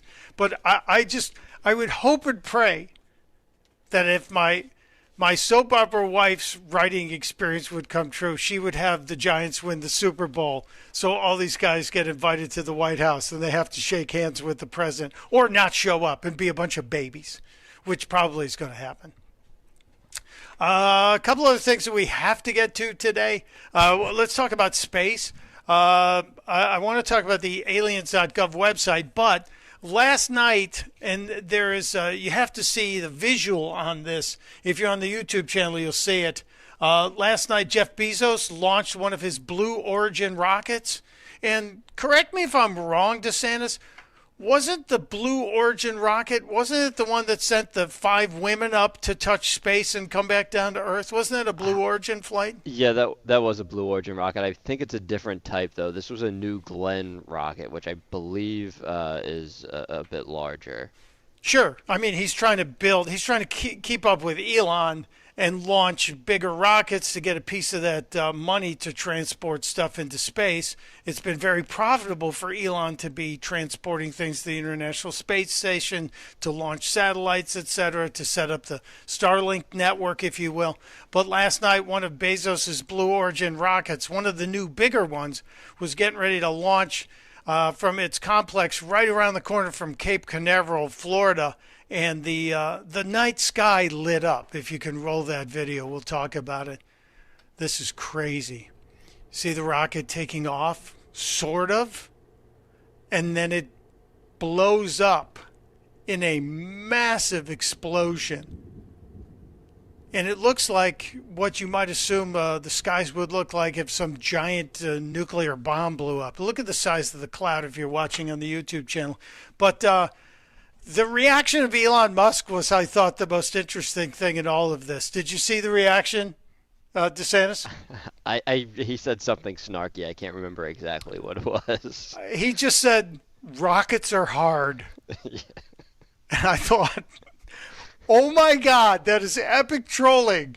Because Elon's had a bunch of rockets blow up. Here's my question for all of the leftists who are probably excited about Jeff Bezos competing with Elon Musk.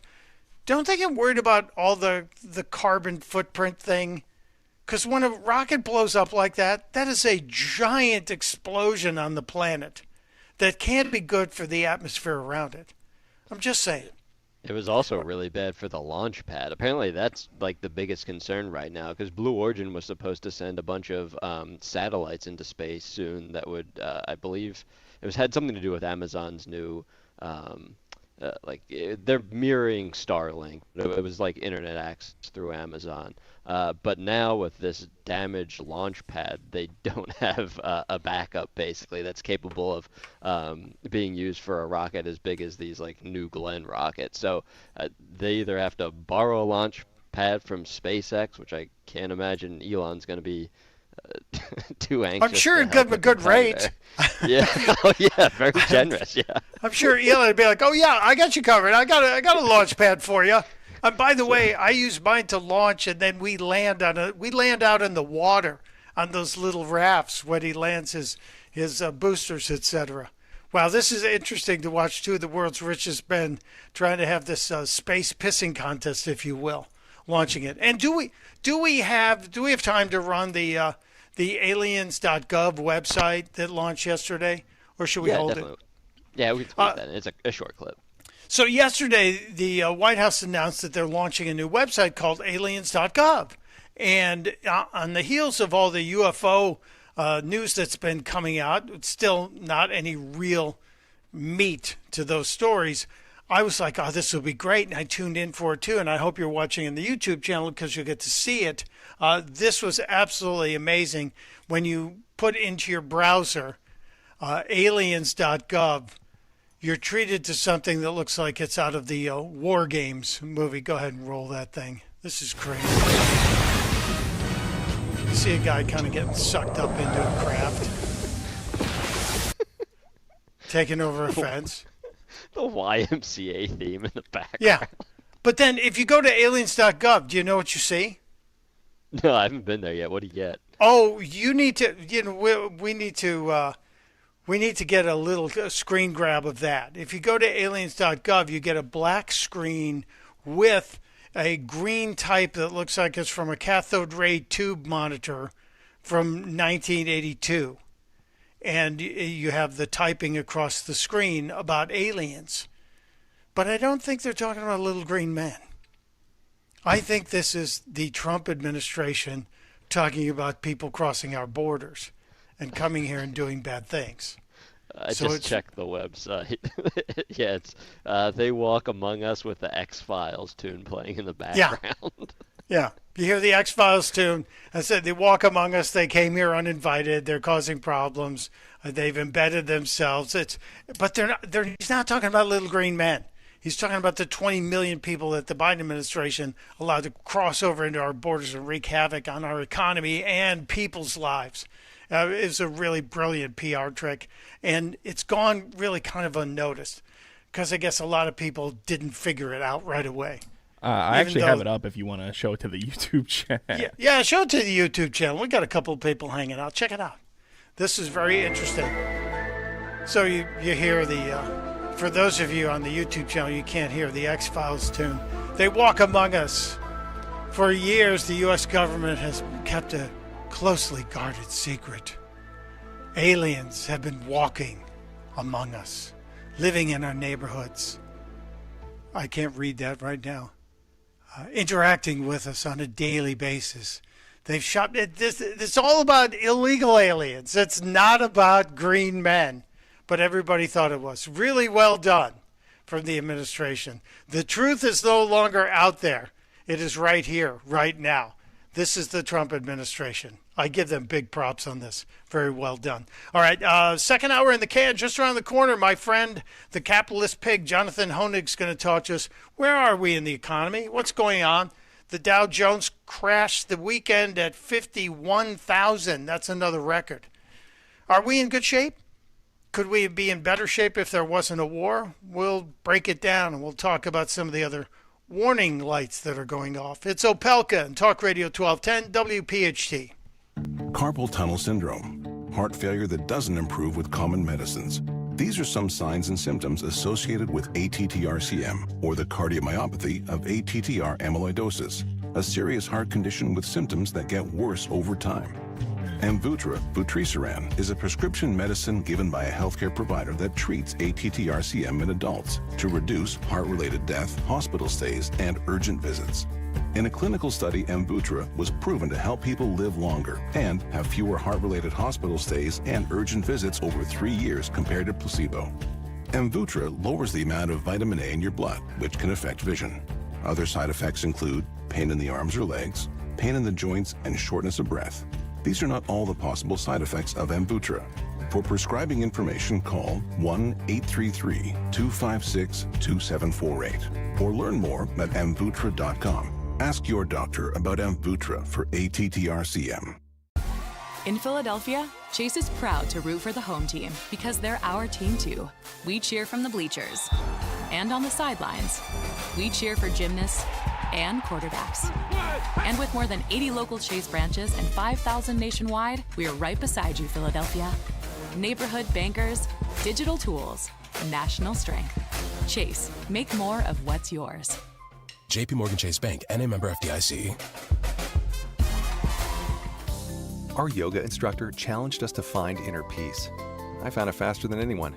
After 4 seconds, I stood up and screamed, "I found Nirvana! I win!"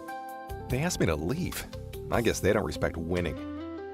Bet365 does, though. New customers get $200 in bonus bets just for betting $10. Namaste, losers. Bet365. Winning is everything. Gambling problem? Call 1-800-GAMBLER. 21 plus only. Must be physically located in Pennsylvania. T&Cs apply. In-app only. Now we're moving into summer, and it's time we find out how brutal the winter weather was to our home. Hey, it's Rich Izzioli. If you're looking for a contractor that can help you with repairs during this time, or maybe you want to get a jump on those renovations, go with my guys, Emmons. They deliver protection, peace of mind, and true craftsmanship. That's why Emmons has always been my go-to contractor for over 10 years in 2 different homes.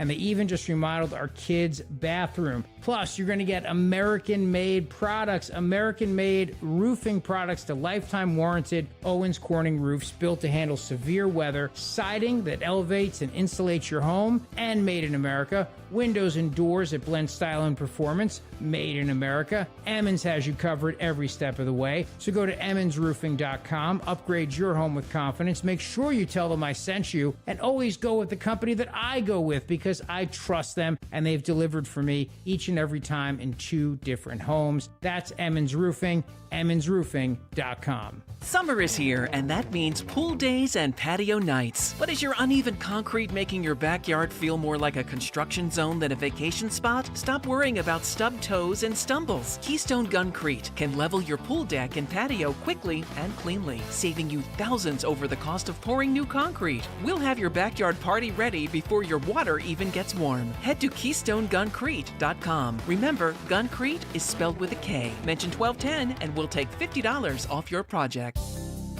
I finished a 5K in 94th place, right after a man wearing jeans. They still gave me a medal. I don't want a reward for doing. I want a reward for dominating. Like Daily Prize Matcher on Bet365. I play for free and win real rewards, like up to $5,000 in cash weekly. Unlike that joker in denim. Bet365. Winning is everything.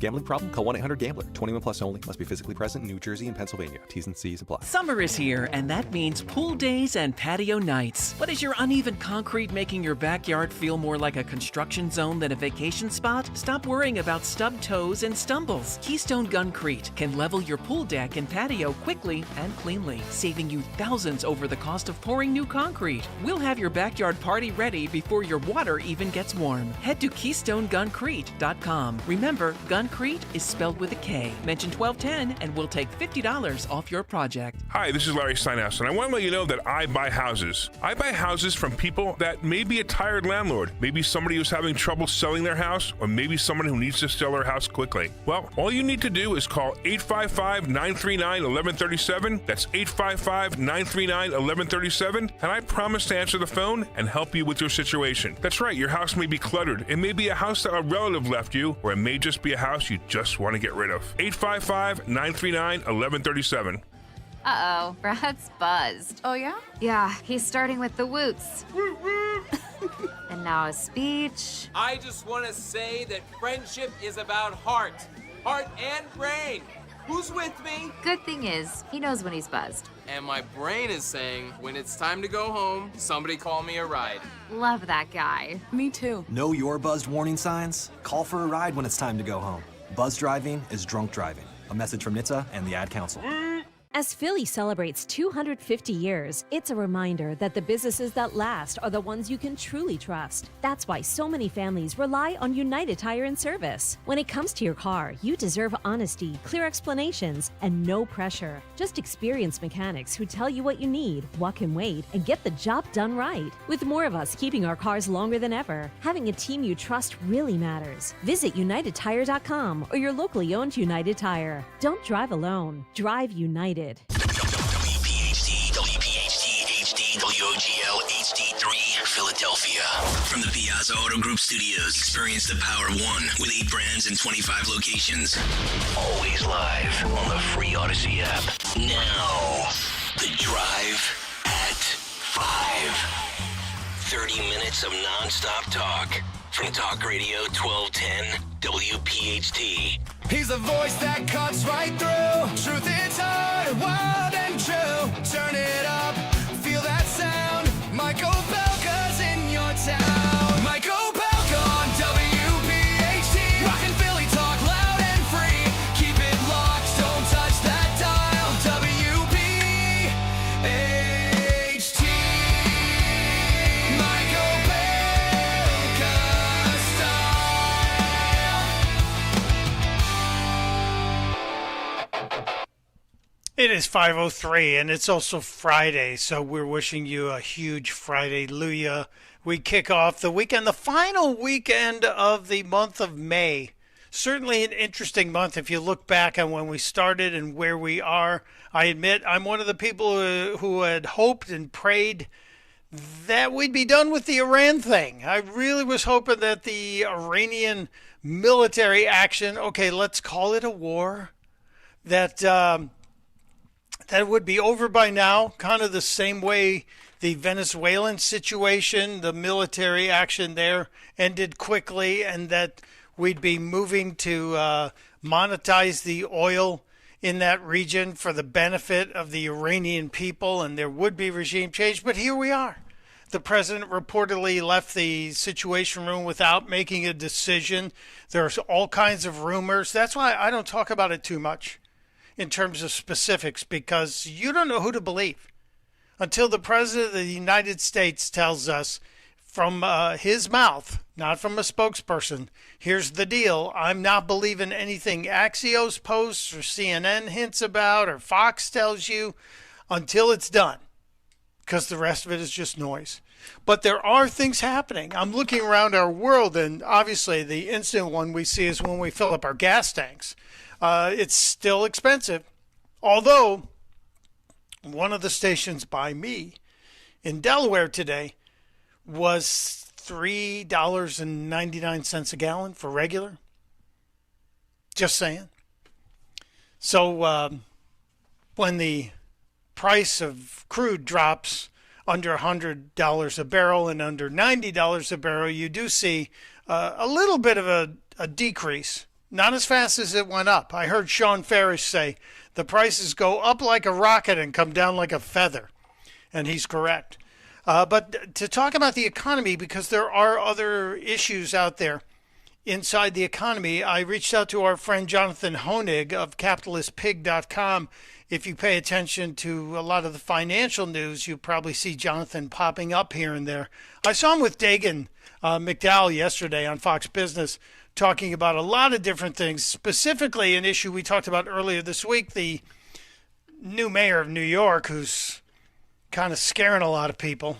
And I'm glad we sold our apartment in Manhattan a few years ago. Don't want to be there right now.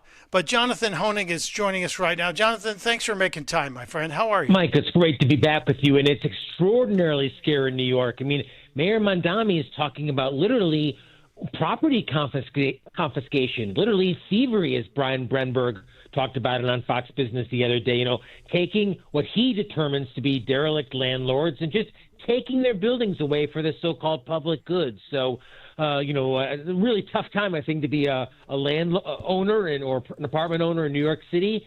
But I have to say, Mike, great time to be an American writ large. There hasn't been much talked about it, but the market's at all-time highs. This week we saw the Dow, the NASDAQ, and the S&P all hit at one point new all-time highs.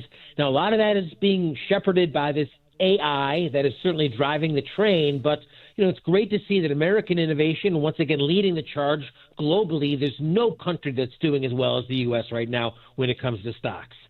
Well, Jonathan, I agree with you. There's no country that's doing as well as America in terms of trading in the stock market. But there are people that tell us we're just the skinniest kid at fat camp. Any truth to that comparison?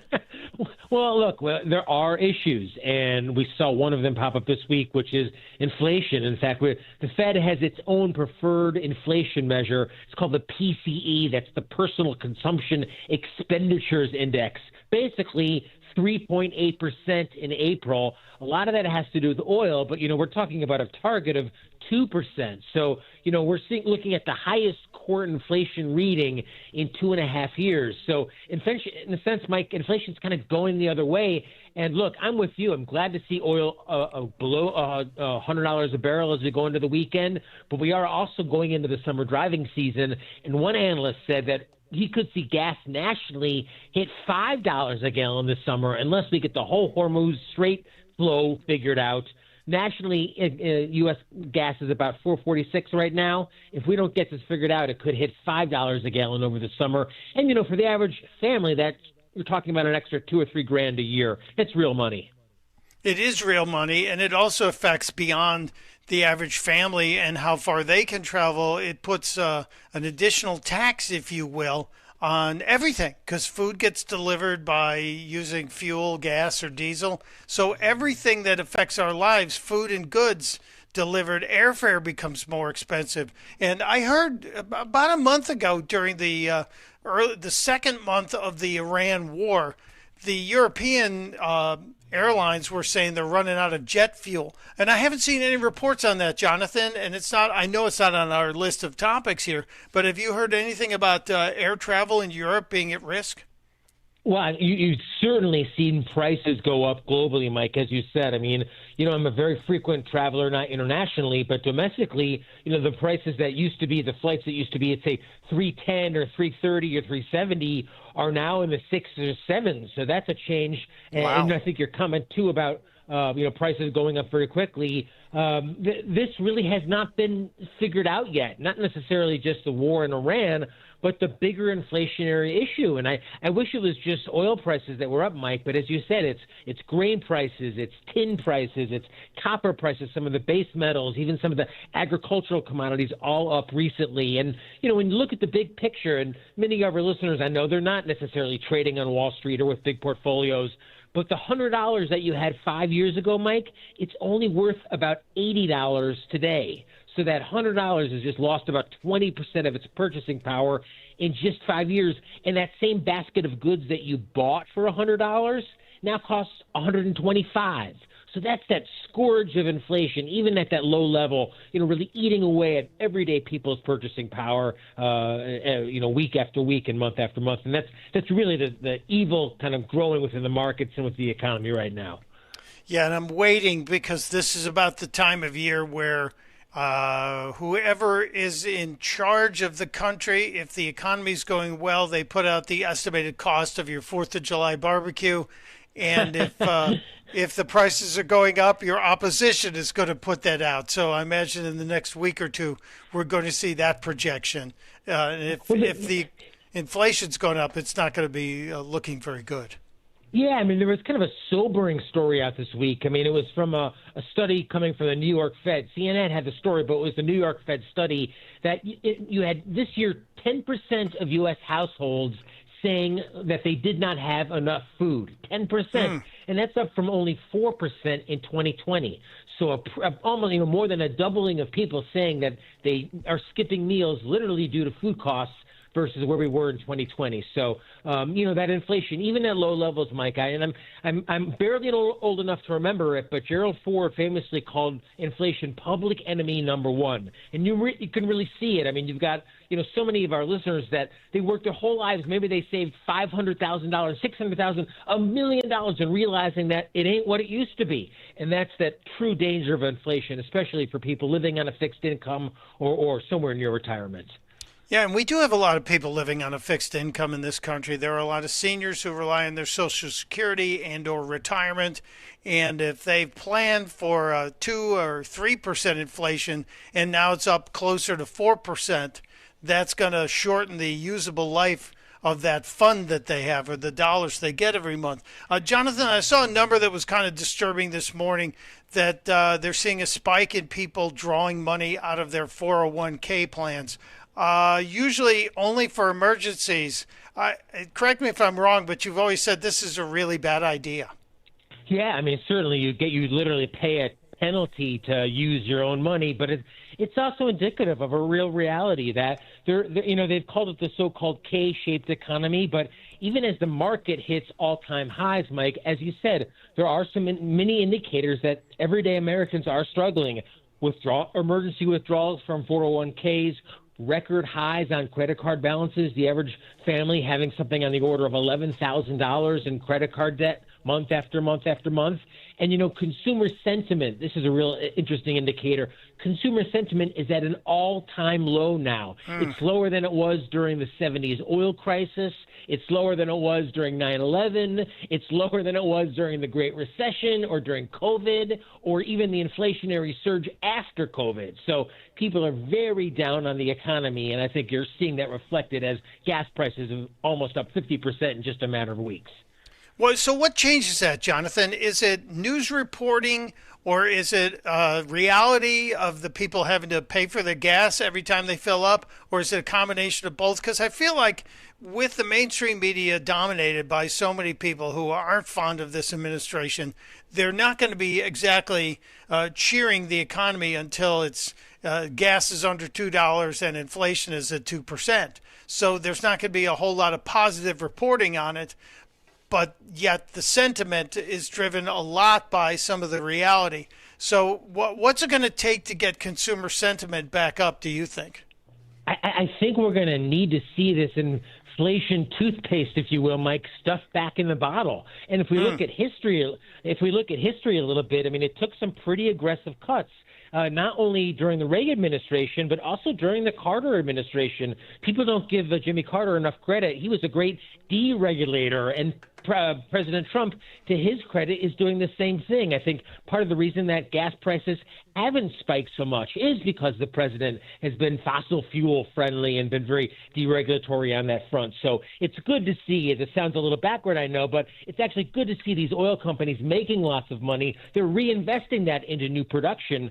But, what we ultimately need to see is more deregulation, less government spending, and a solution to the issue of the war in Iraq. Yeah, I hope that's in Iran. Yeah, I knew where you were going. I've done that myself this week. Now, Sure. We talk about the way the markets are, and a lot of us aren't exactly, as you said, trading every day in the markets. You might have your retirement fund in there that's doing, or mutual funds that are trading in the markets. With those markets at such a high point, there are people who are saying it's too high and that we're at risk for some kind of a crash like we saw in 1929 or in 1999.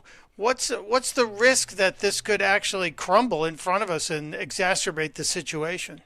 Well, it has had a hell of a ride, Mike. I must say, I mean, the last year, the S&P 500, which, isn't like one, in particular hot stock or one meme stock. I mean, this is a broad index of U.S. stocks. In the last year alone, it's up about 28%, and it's actually trading now at a valuation that's only been seen twice over the last 100 years. They call it the CAPE ratio. Basically, it takes a stock's price, it takes the market's price, and divides it by its inflation-adjusted earnings per share. And we're at a point now, Mike, that's only been seen twice in history. Once was in 1929, and once was in 1999. And I think we both remember what happened the year or the half year following those peaks. The market ultimately crumbled. So there's no question. The market's hot, but it's also not cheap. Yeah, everything's expensive. If you're looking at the market and you're looking at people who have a retirement account and they are doing self-direction of these accounts, they're deciding, is this the time for people that are 60 plus to say, hey, I need to switch to a defensive position and maybe get out of the risk of a fluctuating stock trade and put it more in bonds where it'll rest easy and not be affected by inflation and or drops in the market? Well, I mean, Mike, it's always about that individual. Some people have more of a higher risk tolerance. Some people have side hustles or side income. Some people have particular medical needs or, they want to move or they have, so it's always about that individual. when I first came into the business, they taught us what was called the rule of 100. And the idea was you take your age, you subtract it from 100, and that's the percentage that you should be in so-called risky investments or stock investments. So the idea is if you're 50, you should be about 50% in stocks, 50% in bonds. By the time you get to be 70, you're only 30% in bonds. So I think for many people, that's a great starting point. And the idea is that as you get older, you get more conservative, not because you necessarily have lost your taste for risk, but look, your ability to withstand a drawdown when you're 80 is a little shorter. You don't have so much of a long term when you're 80 or 85 as you did when you were maybe 20 or 25. So, as you get older, you get more conservative. That's kind of personal finance 101. My friend is Jonathan Honig. He is the man behind CapitalistPig.com, a guy who knows a little bit about investing with his fund as well. And you see him on some of the financial shows. I've been talking to Jonathan for years about this. Jonathan, with what's going on with the AI revolution, it certainly seems to be picking up the pace and the momentum is growing day by day. And I keep saying, okay, this is going to eventually change our lives. And I thought it was going to be 5 years down the line. How big do you think AI is going to be in terms of the job pool in America? Will there be a devastation? Are we going to face a massive loss of work for employees that will be replaced by machines and or robots? Or is this going to be an opportunity? Do you see a boom behind this? Mike, I see both. I mean, I imagine the world. I'm sure we both remember it before the internet. I mean, we remember going to Blockbuster Video, waiting in line, at a library with a Dewey Decimal System, and I think AI is going to change the world in the same way. The question is, do you want to own those stocks? That was what's so interesting about that period after the internet. The internet stocks, names like Cisco and Intel, they actually went nowhere at the same time that the internet really took off from 2000 to 2010, 2012. Names like Cisco and Intel actually underperformed the market. So I could see a period where, let's say in the next 5 or 10 years, where the AI absolutely changes the world as we know it, changes jobs as we know it, but a lot of those so-called AI plays perhaps underperformed, having already done so well. I also wonder if the debt is going to weigh on any of our growth and our future possibilities. I know that I'm a guy who tries to get down to zero debt. I don't like any debt. I have a mortgage. We have a mortgage. That's really the only debt in our lives. No credit cards, no car loans. Try to pay off the bills every single month. You mentioned Americans have $11,000 average credit card debt per household. The country has a massive debt. Is that a bigger threat than some of the foreign influences out there for us? It's a huge debt, Mike. I mean, it's a debt now that, as I'm sure you've reported on, we pay more now to service the national debt than we do on the defense of this country. And I think that persistent inflation and higher interest rates that come along with it are really top-notch for concern for many investors, especially have been in the game. And just to give you a sense of that, the 30-year bond yield, which is a great indicator of where the market sees inflation going, back in 2020 it was yielding 1.4%. In the past week, we've seen it now above 5% at the highest point since about 2009.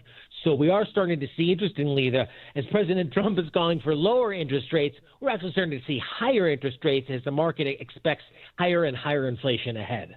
Yeah, we're not getting a cut from the Fed this year, are we? No, and that's a real change. And I think the market has kind of acknowledged that, whether it's because of the war in Iran or, other inflationary factors, prices. And Mike, this is one example of where everyday Joe Sixpack, if you will, knew it long before the economists. I mean, I've talked to, many of my investors at CapitalistPig.com, everyday Fox News and Fox Business viewers who say, look, man, I only make, this amount, and prices have gone up, and I'm feeling it. I'm searching to put gas in the car, etc. So I think this is one example where everyday Americans knew that inflation had not been tamed, despite a lot of bullish talk from both the Biden and Trump administration. Yeah, it's troubling. Jonathan, as you look over all of the markets and you see where kind of technology is headed, where some of the industries are headed. If you were talking to kids that are just like in the middle of their college career or trying to figure out where to go, is there one field you would point kids to say, hey, this is where the next steps are going to be? Mike, I mean, you remember the great line given to Dustin Hoffman from the movie The Graduate? Plastics. Plastics. I mean, just to show you how dynamic the American economy is. There's something in the 60s plastics was considered the hot, that was the AI of the day. So, I mean, I just believe in this country, Mike, and we've talked about it. I mean, there's never been a 20-year period where you've lost money investing in America, and as long as we stay free, we're going to attract the best minds from America and from around the world who want to come here and build these companies. And yes, some jobs will get outsourced. We don't have, or they'll get eliminated. We don't have elevator operators anymore, or Pullman porters necessarily. So certain jobs go away, but there's going to be new jobs created. AI is going to be part of it. So I'm not betting against this great country. As long as we stay free, I think we stay prosperous. And I mean, all of us. Last question. Yesterday, I watched the press secretary being replaced by the Treasury Secretary. Scott Bessent was up there handling the press. And one of the questions was about a digital currency. And where do you stand on a central bank digital currency, Jonathan? I mean, I use my credit card. How often do you actually pull out cash now? I mean, for the lovely lady who cleans my apartment every couple of weeks, I give her cash. Most of us are pretty digital as it is.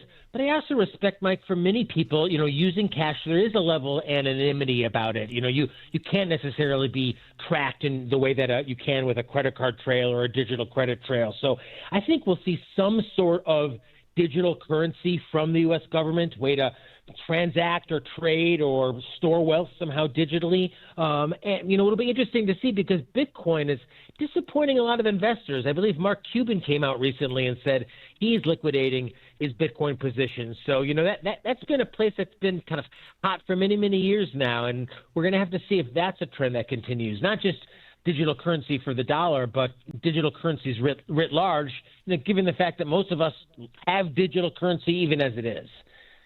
I'm nervous about the control aspect of it, Jonathan, as you might imagine. Always wanting to have my own financial independence and the own independence in my life. My friend is Jonathan Honig. You should follow him. He's out there on social media and always showing up on financial programs. Jonathan, thank you for making time for us, my friend. Mike, I always love being with you. Best you have a peaceful weekend and best to your listeners. Thank you, brother. Take care. Safe travels. Jonathan Honig with the economy, which really is the big story of the day, brought to you by our friends at Veneria Dental. If you didn't figure it out, the economy is tied to everything in our lives, each and everything in our lives. And it is brought to us by our buddies at Veneria Dental. It's not about cost. It's about care and commitment to dental excellence. So you should schedule your appointment today with Dr. Mike. Get that level of care that you deserve. You can call them at 856-786-2020, 856-786-2020, or you can go to veneriadental.com, VANARIA dental.com. Thank you, Veneria Dental. Always like talking to Jonathan Honig because he is ultimately positive on America.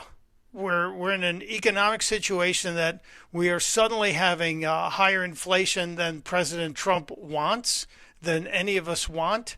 And yet the president is playing the long game and trying to make sure that the Iranians don't have a nuclear weapon, which I think that's the right thing for the president to do. I'm fully behind what President Trump is doing. I just want it to be done sooner. And as I said, we're not really getting any news that's credible on the negotiations with the Iranians. Has there been any schedule, DeSantis, of any kind of statement out of the White House before the weekend kicks in as regards to the meeting in the Situation Room? I haven't seen anything, and the White House hasn't sent an email updating the daily press schedule. But we all know Trump isn't shy. If something major is going to happen, I'm sure he'll let us know. But as of now, there isn't anything scheduled. Well, usually he would be leaving the White House to jump on Marine One and then fly down to Palm Beach for the weekend, and when he walks from the White House to Marine One, there's that random press gaggle that sometimes goes for minutes and minutes. But there was a report that he's not going to leave D.C. this weekend, that President Trump is going to maintain his presence in D.C., which indicates to me that there may be something going on. There may be some negotiation that's coming to fruition as it relates to this. So we'll keep an eye on that. But there hasn't been. Go ahead. No, and I think you're right. I think he is staying in D.C. because usually when the White House sends the weekend rundown, they'll note if he's in Florida, and if he's not in Florida, they just don't mention it. And as of right now, the most recent schedule that the White House has given me, it does not note that he's going to be at Mar-a-Lago. So I would assume he's in D.C. Does anybody know where RFK Jr. is? Because I'm going to keep an eye on RFK Jr. I mean, he's had an interesting week this week. I want to talk about RFK Jr. from the wrangling of the snakes that were on Dr. Oz's patio to what RFK Jr. said about reproductive health among America's youth. We need to talk about that. And we did talk about being replaced by robots. How long ago was it the first time we saw the videos of the Boston Dynamics robots, the dogs? Do you remember that? Was that 5 years ago, or was it older than that? The ones that could sounds about right. Open the doors, and one dog would open the door and let the other robot dog out. You remember those? Yeah. There's a new one that's a little disturbing. I'm really nervous about this. And we're going to talk cars coming up in the 6 o'clock hour to kick off the 6 o'clock hour with our friend Lauren Fix, the car coach. But we might need to talk about the new Ferrari, the $640,000 Ferrari. I know, DeSantis, you were looking forward to getting your first Ferrari after you graduated from Harvard. I would recommend you don't get this one. I think it's a scam. I know we're gonna break. I'll explain later. Okay, very good. We will, just around the corner. We'll get to what RFK Jr. is up to this week because it's been crazy. The Boston Dynamics robots, the new robot. I was very nervous when they started showing us the dogs a few years ago. The new ones got me very concerned. And the Ferrari, they might be trying to Jaguar themselves. And I didn't use that in a dirty way. But remember what Jaguar did to their brand a couple of years ago. I think Ferrari may have just accomplished the same thing with their new car. We'll share. It's Mike Opelka. It's Talk Radio 1210 WPHT. Free speech lives here. With Dom Giordano, weekdays noon till 3 on Odyssey's #1 talk station, 1210 WPHT. Is reviewing life insurance on your to-do list? Now's the perfect time to add it. A friend recently told me that securing life insurance sooner rather than later can help you lock in lower rates for years to come. So I bumped this up on my list and got it done. I called SelectQuote and couldn't believe how easy and affordable life insurance is. I'm 40 and got a $500,000 policy for $16 a month. My husband's also 40 and his $500,000 policy was only $18 a month. Plus, with SelectQuote's same-day coverage, there was no medical exam required, and we were covered by the time we hung up. Knowing I have this checked off my list feels amazing, but the peace of mind knowing my family is protected feels even better. Call SelectQuote at 1-800-329-1010. That's 1-800-329-1010. Or go to SelectQuote.com to get your free quote today. That's 1-800-329-1010. Details on example rate at SelectQuote.com. Spring is here, and so are the spring specials at Suburban Marble and Granite. Now is the perfect time to transform your home with premium stone and quality craftsmanship at up to 50% off. As they bring in more inventory, select styles and materials are available at incredible savings while supplies last. Don't miss this opportunity to upgrade your kitchen, bathroom, outdoor space, or custom project with stunning stone and expert installation. Take advantage of these limited time savings before they're gone. Suburban Marble and Granite. Endless possibilities, spectacular results. Visit suburbanmarble.com today. With so much uncertainty in the world today, you may find yourself wondering, is now even the right time to retire? So many people are waiting, and those folks are going to be waiting a really long time, I hate to say, because there's no perfect time. The market is always unpredictable and volatile. Fortunately, Jim Cipriotti has been helping get people to, through, and beyond retirement for over 25 years. Each week, he wants to help give you that freedom to retire. Listen to Freedom to Retire with Jim Cipriotti, Saturday mornings at 9 and Sunday afternoons at 5 on Talk Radio 1210 WPHT.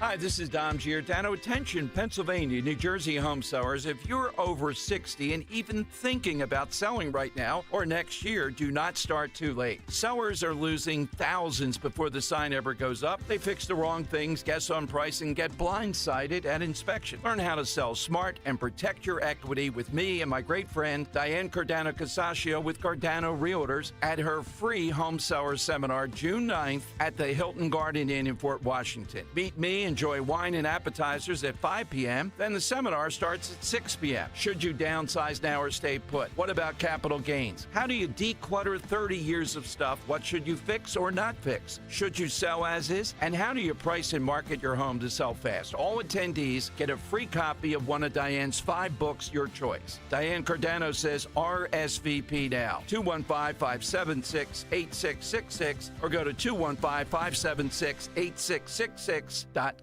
The big Memorial Week sale continues today through Sunday at TurnersvilleJeep.com. Save big this week on a huge selection of over 300 Jeeps and Ram trucks. Don't have a down payment? No problem. We work with dozens of banks who offer 0 down payments and no payments for 90 days to qualified buyers. Don't miss this huge Memorial Week sale today through Monday at TurnersvilleJeep.com. Just minutes from all bridges or online 24/7 at TurnersvilleJeep.com. Just hearing the word IRS can make people break out in a cold sweat. No one wants to deal with the IRS, and now you don't have to. The good news is Legal Tax Defense has been successfully negotiating with the IRS for more than 15 years. It doesn't matter how much you owe, whether it's $5,000 or $5 million. You deserve the best in the business on your side, and that is Legal Tax Defense. Even if you're working with someone else and just want a second opinion, there is no cost or obligation to call. They can prevent levies, liens, wage garnishments, even file back tax returns. And the best news about Legal Tax Defense is they won't take your case unless they know they will reduce or eliminate your tax debt. Call Legal Tax Defense right now for a free no-risk consultation. 800-323-8922. 800-323-8922. You have nothing to lose but everything to gain. 800-323-8922. Amazon Business. Unlock smart business buying with fast, free delivery on millions of items and practical AI innovations that automate repetitive tasks. Learn more at AmazonBusiness.com. Young people everywhere are making a difference. Special Olympics has changed my life so dramatically. It's helped me a lot to be fearless, in the real world. My friends I've made through Special Olympics are the best people I've ever met in my life. I truly realize that what I'm doing is for a great cause. And it's not about disabilities, but it's about celebrating their abilities. I've made a difference. Now it's your turn to make a difference. Get involved at SpecialOlympics.org. Broadcasting live from the Piazza Auto Group studios. Experience the power of one with 8 brands and 25 locations. Talk Radio 1210, WPHT.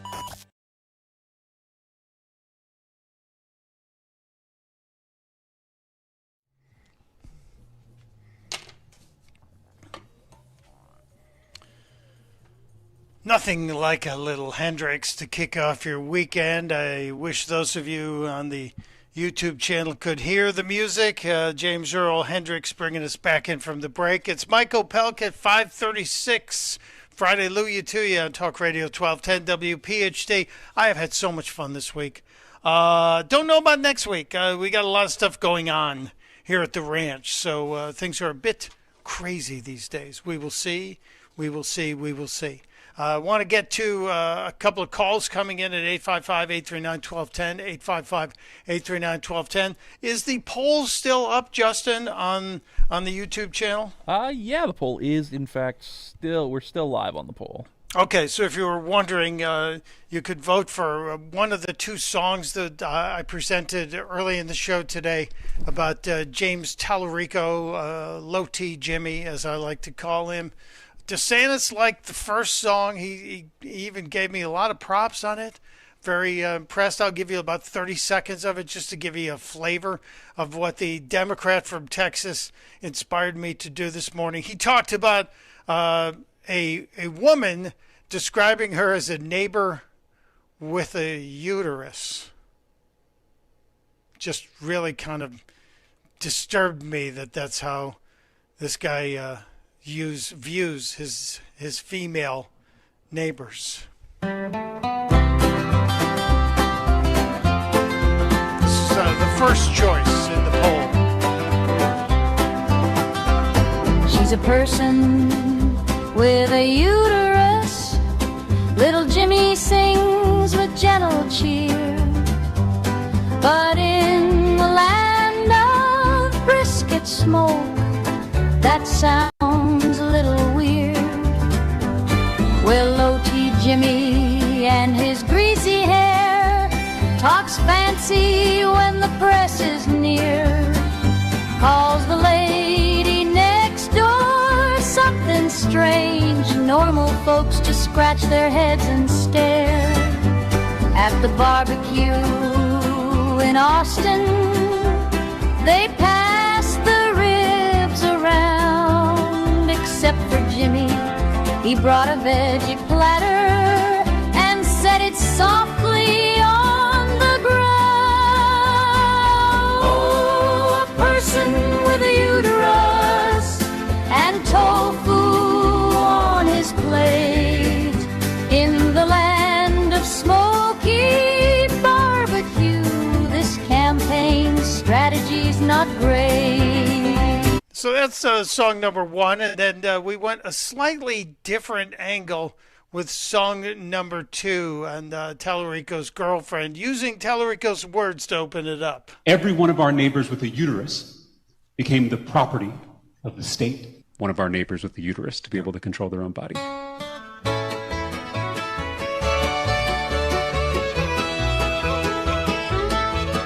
Well, Low T Jimmy down in Texas town talks fancy when the press is near.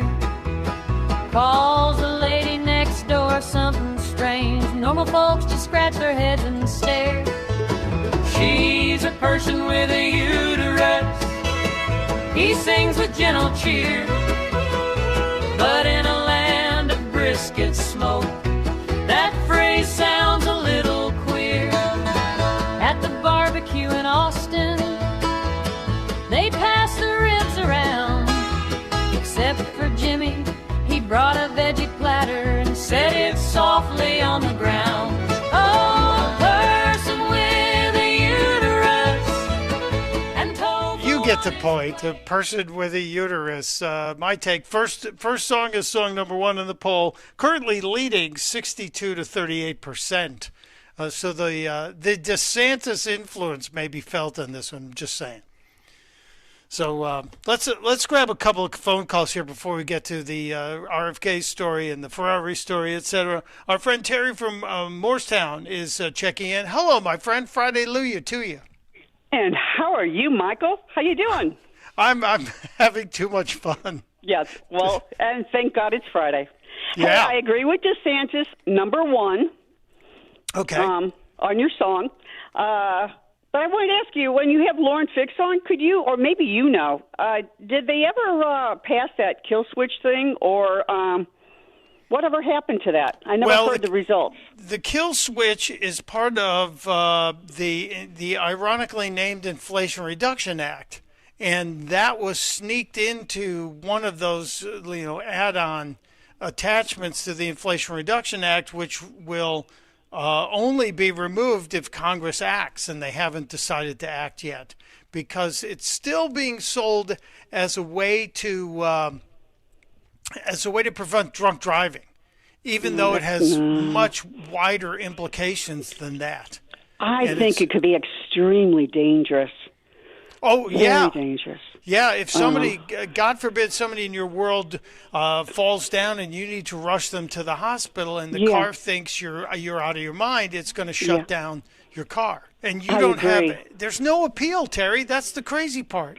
Yeah, I agree with you. Wow, it's really scary, and it's going to add $3,000 minimum to the cost of every new car. It's always about money, isn't it? Yeah. Hey, I got a quick question. When are you going to be on next week? Looks like next week. No, I'm back to taking care of some things at the ranch. Okay, well, I know several people, and one included myself. I don't know if I can name names, but there's a Sean from Landscaping. There's Chris from Flying Feather Farm. There's Nancy from my church. We all love you, and we want you on 5 days a week. You're very kind. You're very kind. I'm just telling you, it's the truth. It just is what it is. How do we make it happen? We are getting through some challenges at home, and once we get through those, things will be either green lights all the way or changes. So, well, we're praying for you. Okay, thank you. You're great. We love you, and we love your producers there too. Don't get me wrong. Love. Well, okay, DeSantis, we do love him too, and I love Justin. He's always wonderful too. You got some great people working there with you. So I tell you, Terry, I said this to my wife as we were driving this morning. I was getting text messages from DeSantis, and I said, these two guys that support me during the show work nonstop. It's not just a 4-hour show. It's like a 10-hour show for them. So I'm really blessed. Very lucky. It shows, yeah. Oh, and do you know when Rich is coming back? Monday. Thank you for reminding me. Yes. Oh, really? He's that quick? He's recovered from that surgery? Well, I will tell you, Rich Zeoli will not be deterred. He is grinding. He's been grinding to get back on the air since the day after his Frankenstein-like surgery. Wow. And he's going to be on Monday, 6 p.m. And I, for one, will be on my radio listening to make definitely. sure. That's great. But we want you praying. on too, okay? Keep working on it, please. I will. Okay. Have a good one. Have a good weekend. Thank you, Terry. Okay. Thank you. There she goes. One more quick call here. The legendary Earl of Tacony is joining us. Earl, Friday Hallelujah to you. Friday Hallelujah. I was going to go with the first song. It's got that Joan Baez vibe with the Phil Oakes song structure, kind of like that. Nice. I was going to go and call in with my own song that I wrote for you. I sent the Bee Gees, What is a Woman? But I wrote it 3 years ago, and I can't remember what the lyrics were. So, but you said you wanted Friday. Prevagen, Earl. Are you kidding? I just wrote a song for you now, and I can't remember the tune for the song I just wrote for you. It's based on Leon Redbone's Alabama Jubilee. I was going to call it Friday Hallelujah Jubilee, but when I changed it a little. So if they can play the song so that the audience has some idea what's going on, and then I'll follow through with the music continuing and sing your version of the Friday Hallelujah song if you're interested. I'm gonna take a pass on that one because even I don't know, and I have Leon Redbone tracks on my phone. I don't know that song, so I have to say thank you for the effort. Jubilee, I can sing it for you. If you want to give us the under the bridge version, as my friend would say, the abridged version, I wouldn't mind hearing what you were up to. Just give me a little flavor of it, Earl. Unfortunately, I can't remember the tune. Okay. I know the Prevagen. I can't remember the tune all That's of a it. sudden. Well, don't forget your Prevagen. Don't forget your ginkgo, like Larry King would have said. Earl, I appreciate it, but I got to rock and roll. But thank you for the. If you think about it, holler back, yo, as they say. Thank you, Earl. There he goes into the abyss. You know, if you're writing a song, it helps if you remember the tune, Earl. You're killing me, man. Killing me. I teased this before we went to break the last time, and I mentioned it. This is kind of amazing. And DeSantis is sending me the clip of Robert Kennedy chasing the snakes at Dr. Oz's house, which...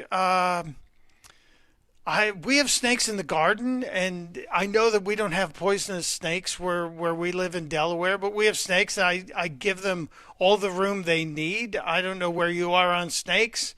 I'm not a big fan. They're not pets to anybody who owns them, but I'm not a big fan. And when I saw the RFK Jr. clip of him chasing down the snakes at Dr. Oz's house, I said, we got to talk about that. If you've got to go ahead and roll that sucker, please.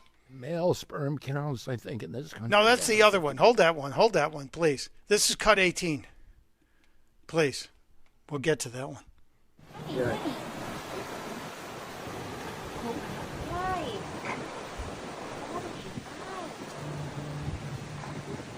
What the heck is he doing? And it bit him. Well, they were having sex. So what were they?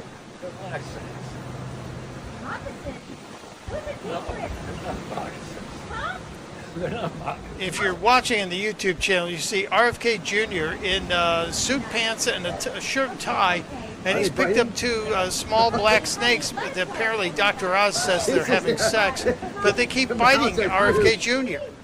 Not poisonous, and I think we hear Cheryl, his wife, RFK Jr.'s wife, talking about she's not happy about it. It's kind of crazy.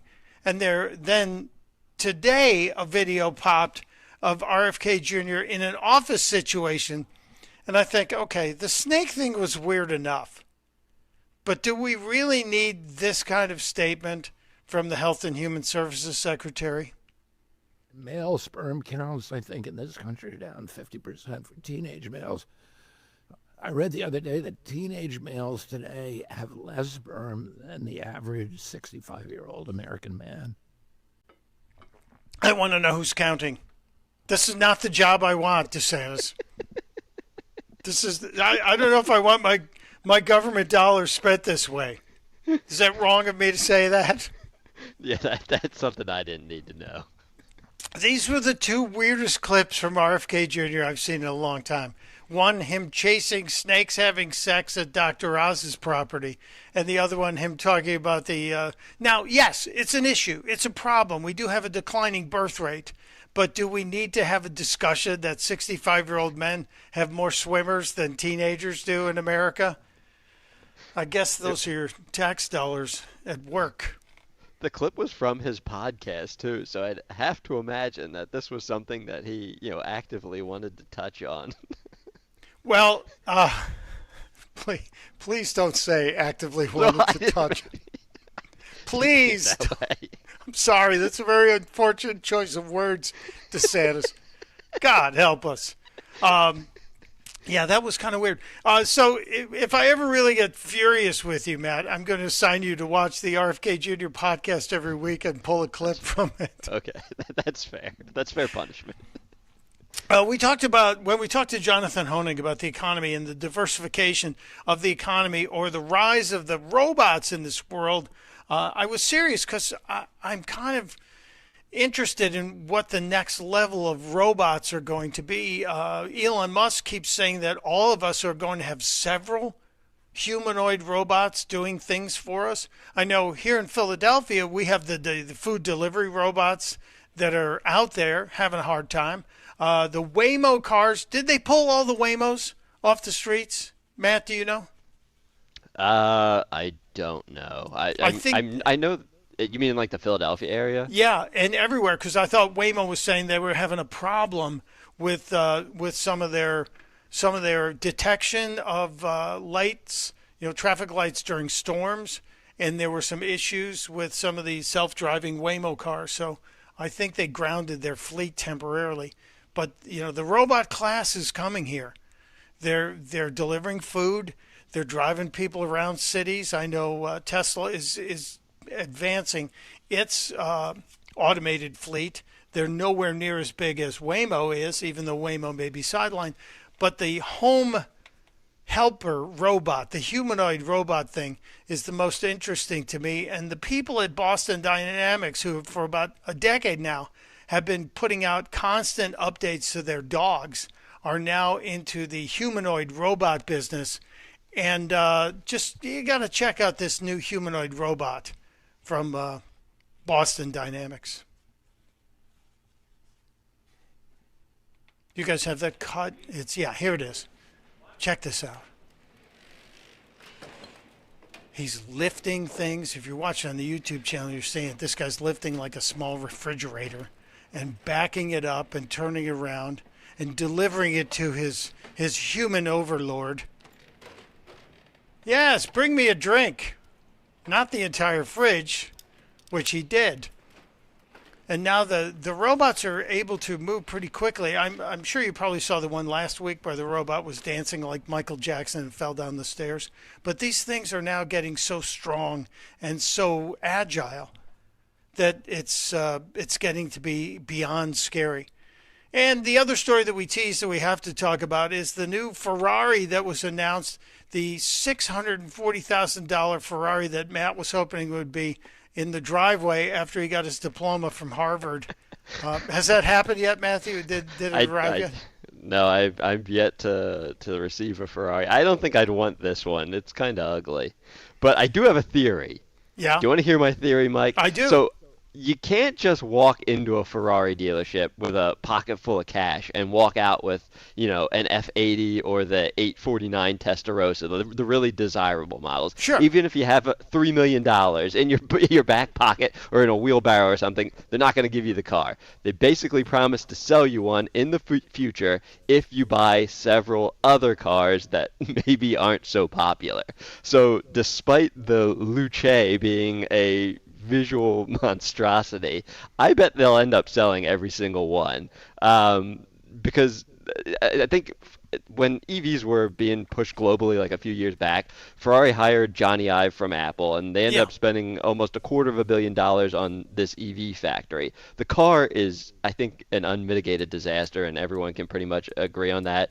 And I assume that most car manufacturers would have buried this thing and tried their best to pretend it never happened. But Ferrari will sell all of them. And despite it being gross and overpriced, I mean, the $650,000 price tag, the car's basically comparable to a Porsche Taycan, and that car's $150,000. And actually, the Porsche, I think, is quicker. I think it gets to 0 to 60 faster and has more horsepower. But they'll sell every one because there's a bunch of multimillionaires out there that desperately want one of those new desirable Ferraris, and the only way they're going to get to one is if they pony up the cash for this disgusting one. Well, we'll ask Lauren Fix, the car coach, when she joins us at the start of the next hour about this, because she will know whether or not that upper end, because she goes to all those concours shows, those big snooty car shows, and they show some of these concept cars, but this one's no longer a concept. This is an actual car. And if you're watching on the YouTube channel, let's play the Pope checking it out, because this was kind of weird to me. Anytime you see the Pope with a Ferrari, I have questions. I want to see the Pope mobile. Pope Leo sitting inside the new fully electric car, and they're showing it to him. It's just it looks like a Prius to me with a weird paint job. I know you said it's like a Taycan. Yeah, I think the interior is a little bit. I think that's kind of cool, but it just doesn't look like a Ferrari interior. No, it doesn't look like a Ferrari at all. And if I'm ever stupid rich enough to have a Ferrari, and it has suicide doors too, I want to hear the throaty sound of a gooey dinosaur juice powered gasoline engine. I want to hear the roar of the Ferrari, because the Countach was reportedly named because it's an Italian street term for a holy S. And that's what, they said, because when it would go by on the roads, the country roads, that the people would go, Countach. And so they said, hey, that's what we should call it. There was a 60 Minutes episode with Morley Safer who got that out of the guy from Ferrari. It might have been Enzo Ferrari himself. But an electric Ferrari, I agree with Joe in the YouTube channel, it's sacrilege. We'll ask Lauren Fix. I wonder, you think Jay Leno will be one of the consumers? He might be. He's never bought a Ferrari, apparently, because he doesn't like their sales model. Because he can't go in a showroom and buy one? Yeah, exactly. You can't walk in and just walk out with one. And I think because of that, that's like the one brand of car that he doesn't have in his collection. He may have some vintage ones, but not anything new. Wow. I don't have one. We'll ask Lauren if she has one. She's got like 30 or 40 cars in her collection. Wow. Including... What? You didn't know that? I did not know she had that many. That's quite a few. Lauren was a race car driver at one point, and I think she's got a couple of Shelby Cobras. She named her daughter Shelby after the awesome. Shelby Cobra. So yeah, we'll That find might out. be the coolest car ever. She used to go to there's a thing called Ferraris on 5th in Naples, Florida every year, where the streets were just Ferraris all up and down. So maybe the electric Ferrari will end up there. We'll ask her. We'll talk to Lauren. We're going to talk about the flock cameras, so we got to get into that. There's a new concern over the production of chips coming out of Taiwan and whether or not that's going to cripple car production in this country. We remember what happened during the supply chain crisis when chips couldn't get out of Taiwan, and that really made car building very difficult, and the increased cost of cars. We'll get to that and a few other crazy stories. It's Mike Opelka. It's Talk Radio 1210 WPHT. Chuck McDowell here with Red Pocket Mobile. How long have you been stuck with the same phone plan? 2 years? 5? 10? Are you tired of surprise fees and confusing bills that never match what you thought you were paying? Cut the nonsense. Right now at redpocket.com, new and existing customers adding a line can get our premium 5G plan for just $5 a month. That's only $60 a year. And here's the kicker. Red Pocket Mobile gives you access to all 3 5G networks. You pick the one that works best where you live or work, or switch anytime for better coverage. And with Red Pocket, you keep your phone and your number. Why in the world would you not switch? Red Pocket Mobile, your new ultimate cell carrier. Celebrate Memorial Day with big savings from Red Pocket Mobile. Right now, new and existing customers can get our premium 5G plan for just $5 a month. Just $60 a year, and choose from all 3 major 5G networks with one locked-in low price at redpocket.com. That's redpocket.com. redpocket.com. Recently, our company softball team lost the big game by 1 run. Then Dale tried to console us with the quote, "Winning isn't everything." Dale's a loser. I play to win, like early payout from Bet365. If my team goes up big, I get paid out instantly, even if they blow the lead later. Sound familiar, Dale? Bet365. Winning is everything. Gambling problem? Call 1-800-GAMBLER. 21 plus only. Must be physically located in Pennsylvania. T&Cs apply. In-app only. This is the sound of Claire, cooking dinner at home. And that's the sound of a fraud alert from Wells Fargo, flagging a charge for a pricey restaurant in Paris. Considering Claire isn't in Paris right now, that seemed odd to the bank and to Claire. 2 taps later, Claire says nope to the charge, and Wells Fargo is on the case. However you make money work, Wells Fargo can work with that. Wells Fargo Bank, N.A., member FDIC. Living here is about more than just the headlines. It's the new restaurant opening in Fishtown. It's the playoff energy at the bank. It's the festivals that make your neighborhood feel like home. KYW News Radio brings you the pulse of the Delaware Valley. From service journalism that solves problems to stories that celebrate our culture, we cover the life you're actually living. Authentic, local, factual. KYW News Radio, Philadelphia's most trusted news source. What would you do with up to $10,000 to travel anywhere in the world?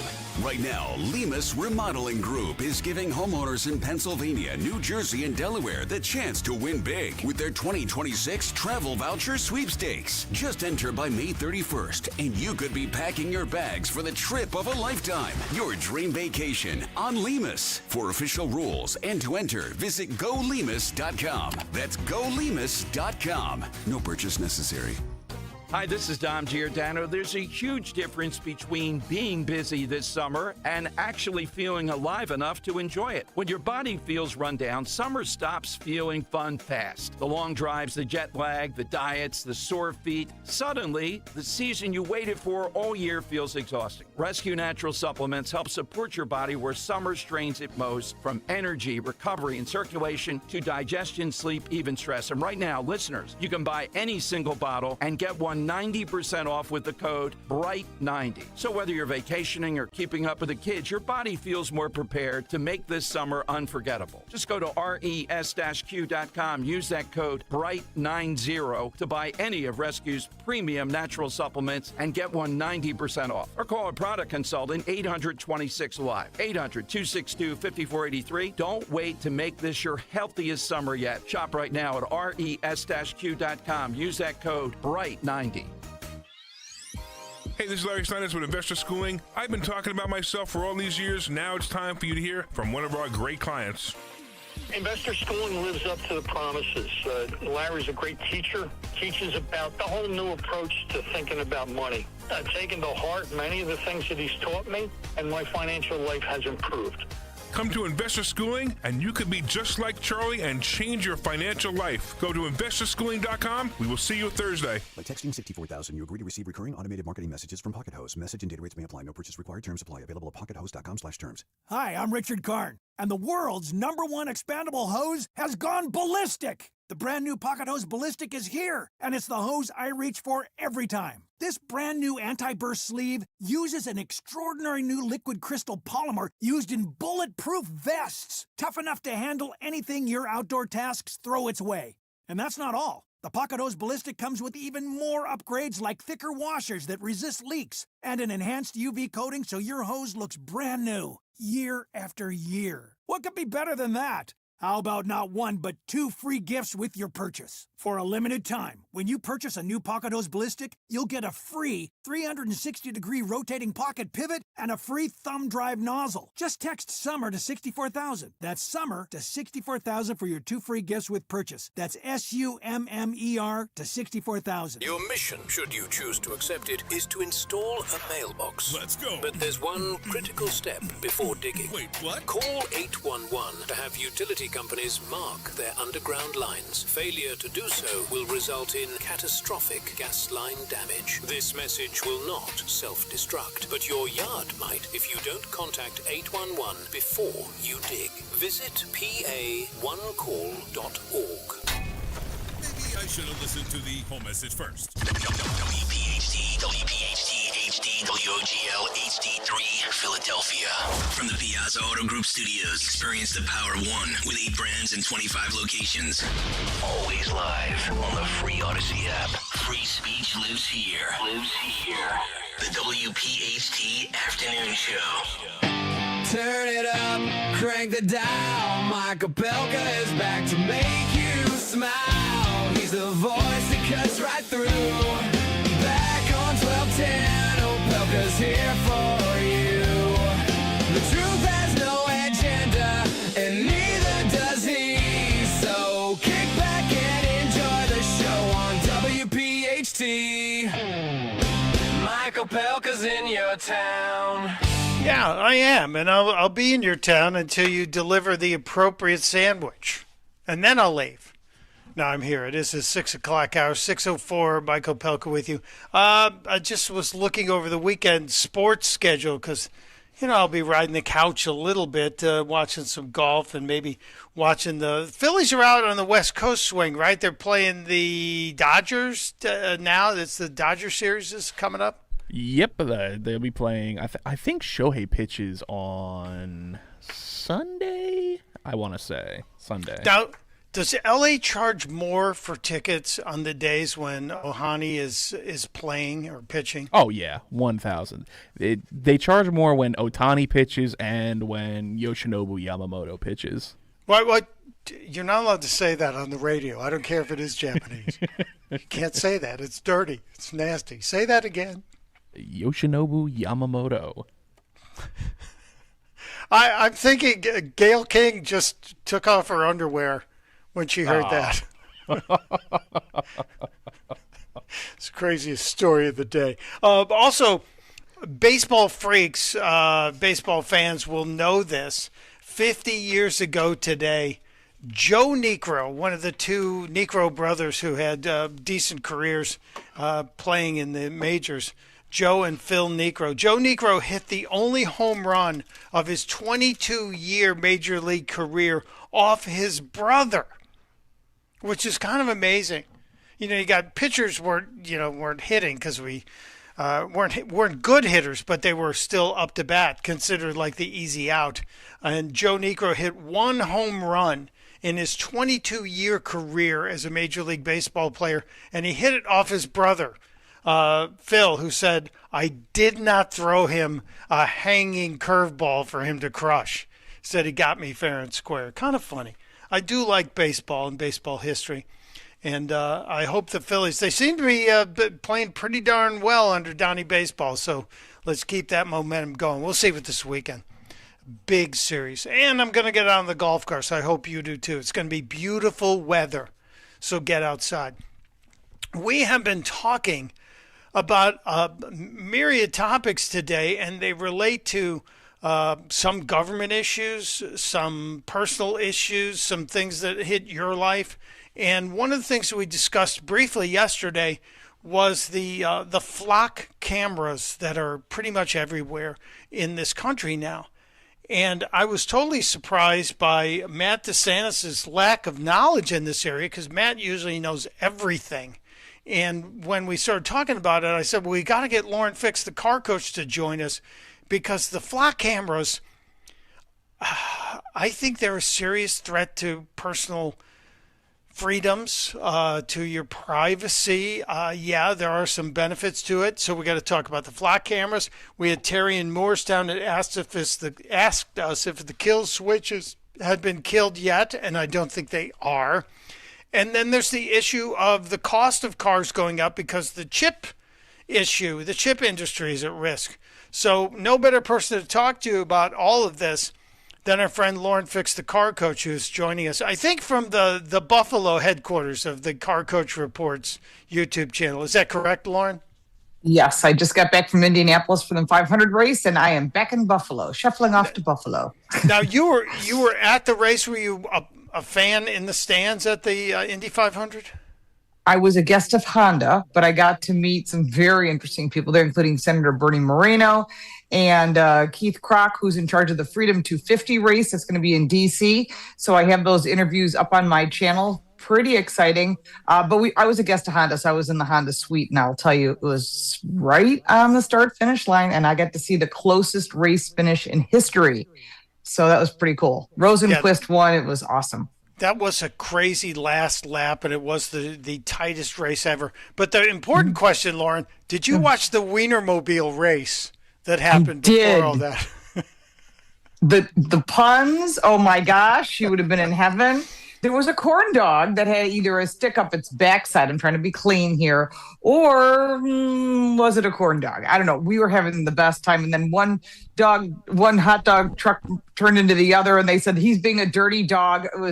It was hysterical, the puns, and the drivers are all well trained. They've got them all, because it was like Chicago and Seattle and Philly dogs, because everyone does them differently. Here in the Buffalo area, we grill hot dogs. In New York, they boil them, which I can't handle, but it was fun to watch. It was probably one of the highlights, and the stands were packed for the hot dog race, for the Wienermobile. Yeah, we were right. Our suite was next to theirs. So they had a barbershop quartet, and they're singing "I Wish I Were an Oscar Mayer Wiener," which was hysterical. Good times. Good times. Now, yeah. Our show is carried, and thank you for getting on your camera today. Our show is carried on the YouTube channel as well as on the radio station. And I've been watching the YouTube chat room talk about the greatest cars in people's lives, and people have great passion about their favorite cars that they owned. And I mentioned that you might have a whole bunch of cars. You might have your own little stable of cars. How many cars are currently in the Fix garage? More than most people will say, about 20 some. So we've put a selection of cars, including daily drivers. But personally, if you told me I had to buy a car and like just hold on to it and just keep it, which we have, I love the 65 Shelbys are my favorite. If you want to be real specific, there's something called a carryover car. They're my favorite because it's the best of the 65s and the 66s. But we collect these cars. We restore these cars. So that's my personal favorite. We named our daughter Shelby. So it kind of gives you an idea. Now, the perfect car, the best car, has to have a manual transmission, does it not? Of course. Absolutely. I'm test driving today an Acura Integra, an A-Spec, and it's manual. Honda and Acura are still making manuals, where Mini said this week they're not going to make them anymore. I'm like, that's ridiculous. I think Mini might bring them back, but other brands like Volkswagen, they're done. They're not going to bring them back here in the U.S. and other countries, yes, which is sad because there's nothing like learning how to drive with 3 pedals. And I promise you, most people don't, which means you can't steal a car if you don't know how to drive it. See, that's a good anti-theft device, a manual transmission. Didn't even think about that. That's very good. Yeah. Kids today don't even want to get a driver's license, much less learn how to drive a stick shift. I'm stunned. I learned to drive a stick on a VW Bug. So, what fun. Yeah. So that's just part of life. And you could also learn how to start a car by rolling it down the hill and popping the clutch when the battery was dead. I was just having this conversation with a friend who has an old Porsche at the house, and he couldn't get it started. He's, the starter's dead. I said, well, push start it. And he looked at me like, what do you mean? I'm like, really? He said, you push it and I'll pop the clutch for you. And I got it running. He's laughing. I'm like, this is like 101. We've done this stuff for years. Sure. Dead battery, no problem. Just give me a hill or two people to push. I'll pop the clutch, boom. Just can't turn it off after that. No, or you're kind of stuck. Yeah, unless you park it on a hill. Lauren, a lot of big stories in the automotive industry, and with you meeting Senator Bernie Moreno, I know he's one of the people you want to talk to about the kill switch. Is there any hope that there will be the ability for Congress to shut down the kill switch? I'm still fighting that fight. And he, of course, it was at a race, so it wasn't like he was going to sit down and have a conversation with me. But after talking to Keith Kroc, who's also an undersecretary and in charge of the Freedom 250, I did bring that to his attention as well. I said, we really need to get in front of this. I asked him to help me get a meeting with Sean Duffy as well as Lee Zeldin. We need to get this defunded. So even though the money has already been transferred to the National Highway Traffic Safety Administration, it's up to each brand to create their own technology, which should scare you.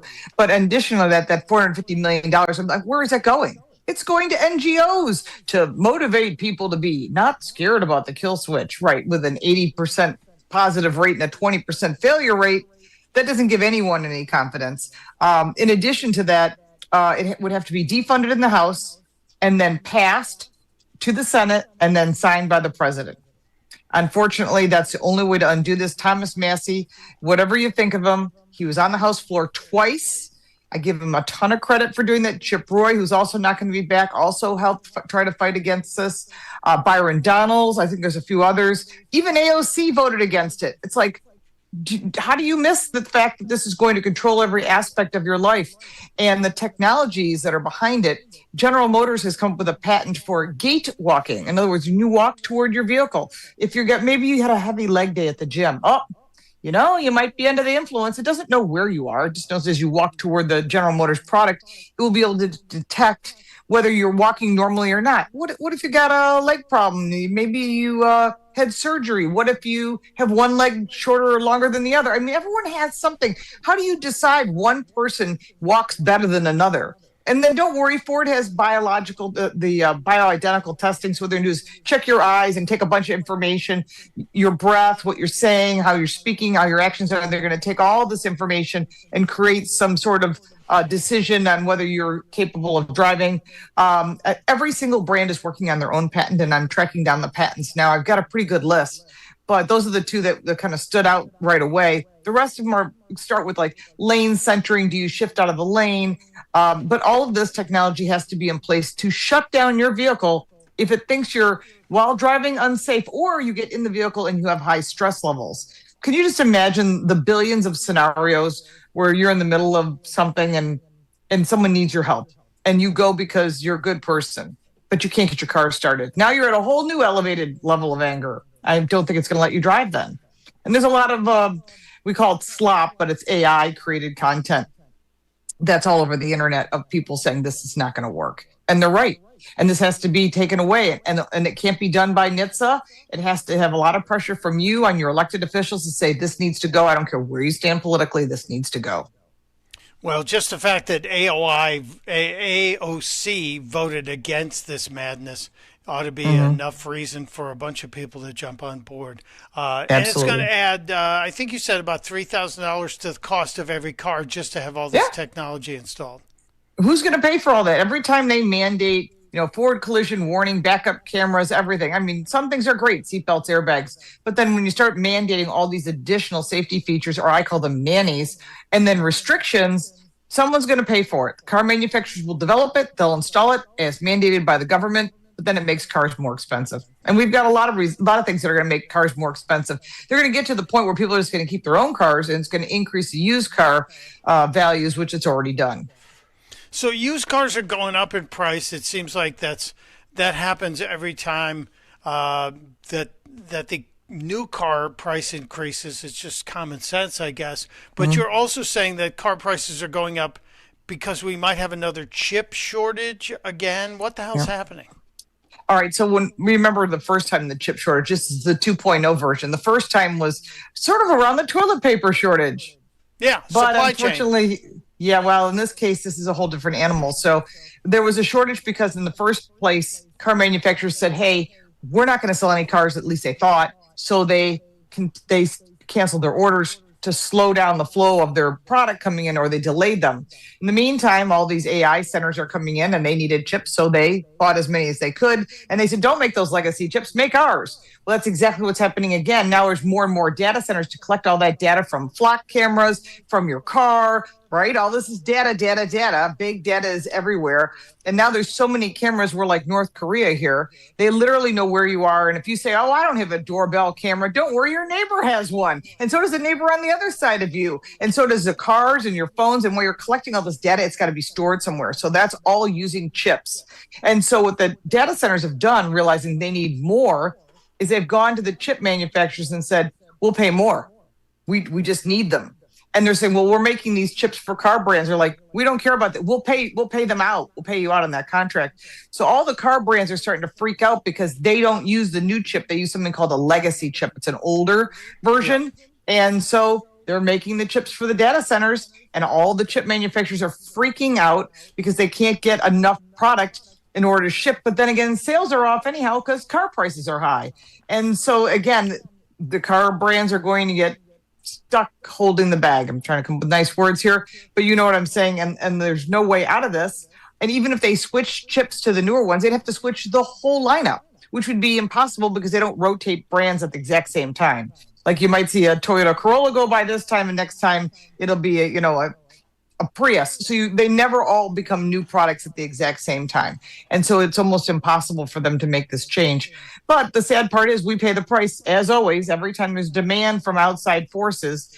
And it has, yes, some are being made in Taiwan. We're trying to bring more of them back here in the U.S., but it takes years for those companies to be up and running. Yeah, I know they're trying to build the plants in Idaho, and at least they're saying they're getting some progress there and some in Wisconsin, et cetera. You mentioned the flock cameras. We talked about the flock cameras.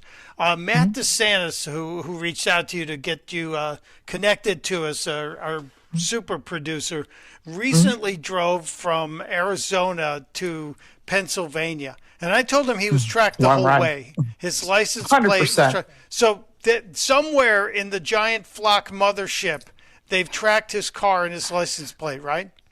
Oh, more than that. The flock cameras, and do you know why they call them flock cameras? Because we're flocked? Yes, well, you're the sheep in the flock. Oh, so okay. How do you control them? Get it? Like a flock of sheep? Really? So, that's true. Yeah. That is funny. That's interesting name choice. They could have called them ABCs, but there's other brands besides that brand, and Motorola's making them. You've got your red light cameras. You've got all your intersection cameras. You've got the flock cameras. So more and more has been put in. Again, this was under that 2021 infrastructure bill, the same one where the kill switch was funded. So people think it's under President Trump. He couldn't undo this because it had already been passed as a law. You can defund certain areas, but those funds have already been held in an account. And many of these funds, if you talk to Lee Zeldin, many times he tries to claw back some of this money. What ends up happening is it triggers another clause that was written very creatively into the law that means all of the money then goes into the fund if you try to claw it back. How interesting. It was like a trap. So in this case, the money is there for each of the cities. And a little city in New York called Pine Plains, very small town. And they were told that these cameras are going in, but no one knew about it. Someone on the town council, word spreads fast in a small city. And they said, we don't want them. And the people of the town said, we don't want them. And they actually protested their town board. And they said, we're not going to take the money from the state or from the federal government. We're just going to not do it because our people don't want it, which is what it should be. If you don't want them, we're not going to put them in. But in big cities like Philly, there's so much going on that you can't, you have to have someone specifically tracking it. In a city like San Diego, which is much larger, there's now a huge lawsuit going on where they're trying to demand them being taken down because it's affecting your Fourth Amendment rights. And interestingly, of all countries, Canada has mandated removing them, because even Canada was doing it because there was a big problem with, I'm going to guess that maybe someone was doing something with maybe inappropriate with somebody else. How sometimes politicians get caught. Well, you get them on those cameras and everybody's got access to it. And then you're saying, who's got access to this data? Well, initially it was supposed to be just the flock camera system for people, criminals, right? Something happened, a child is missing, there's an accident, we can use this data. Well, the data is so deep. It's not just your car, your license plate. Yeah. It's do you have a roof rack? Do you have a cargo container on there? Do you have a bumper sticker? There's also a crotch camera that can zoom in and see if you've got the phone between your legs. Yeah, because sometimes people do that, Wait so a they minute. can glance down. Not for crotch? that. It's called a crotch camera, but it zooms Crotch in. camera? I'm very nervous about this. I know, but it's not looking for that kind of stuff. It's looking to see if people that have phones, and then when they see the cameras and they drop the phone between their legs and I'm driving, minding my own business.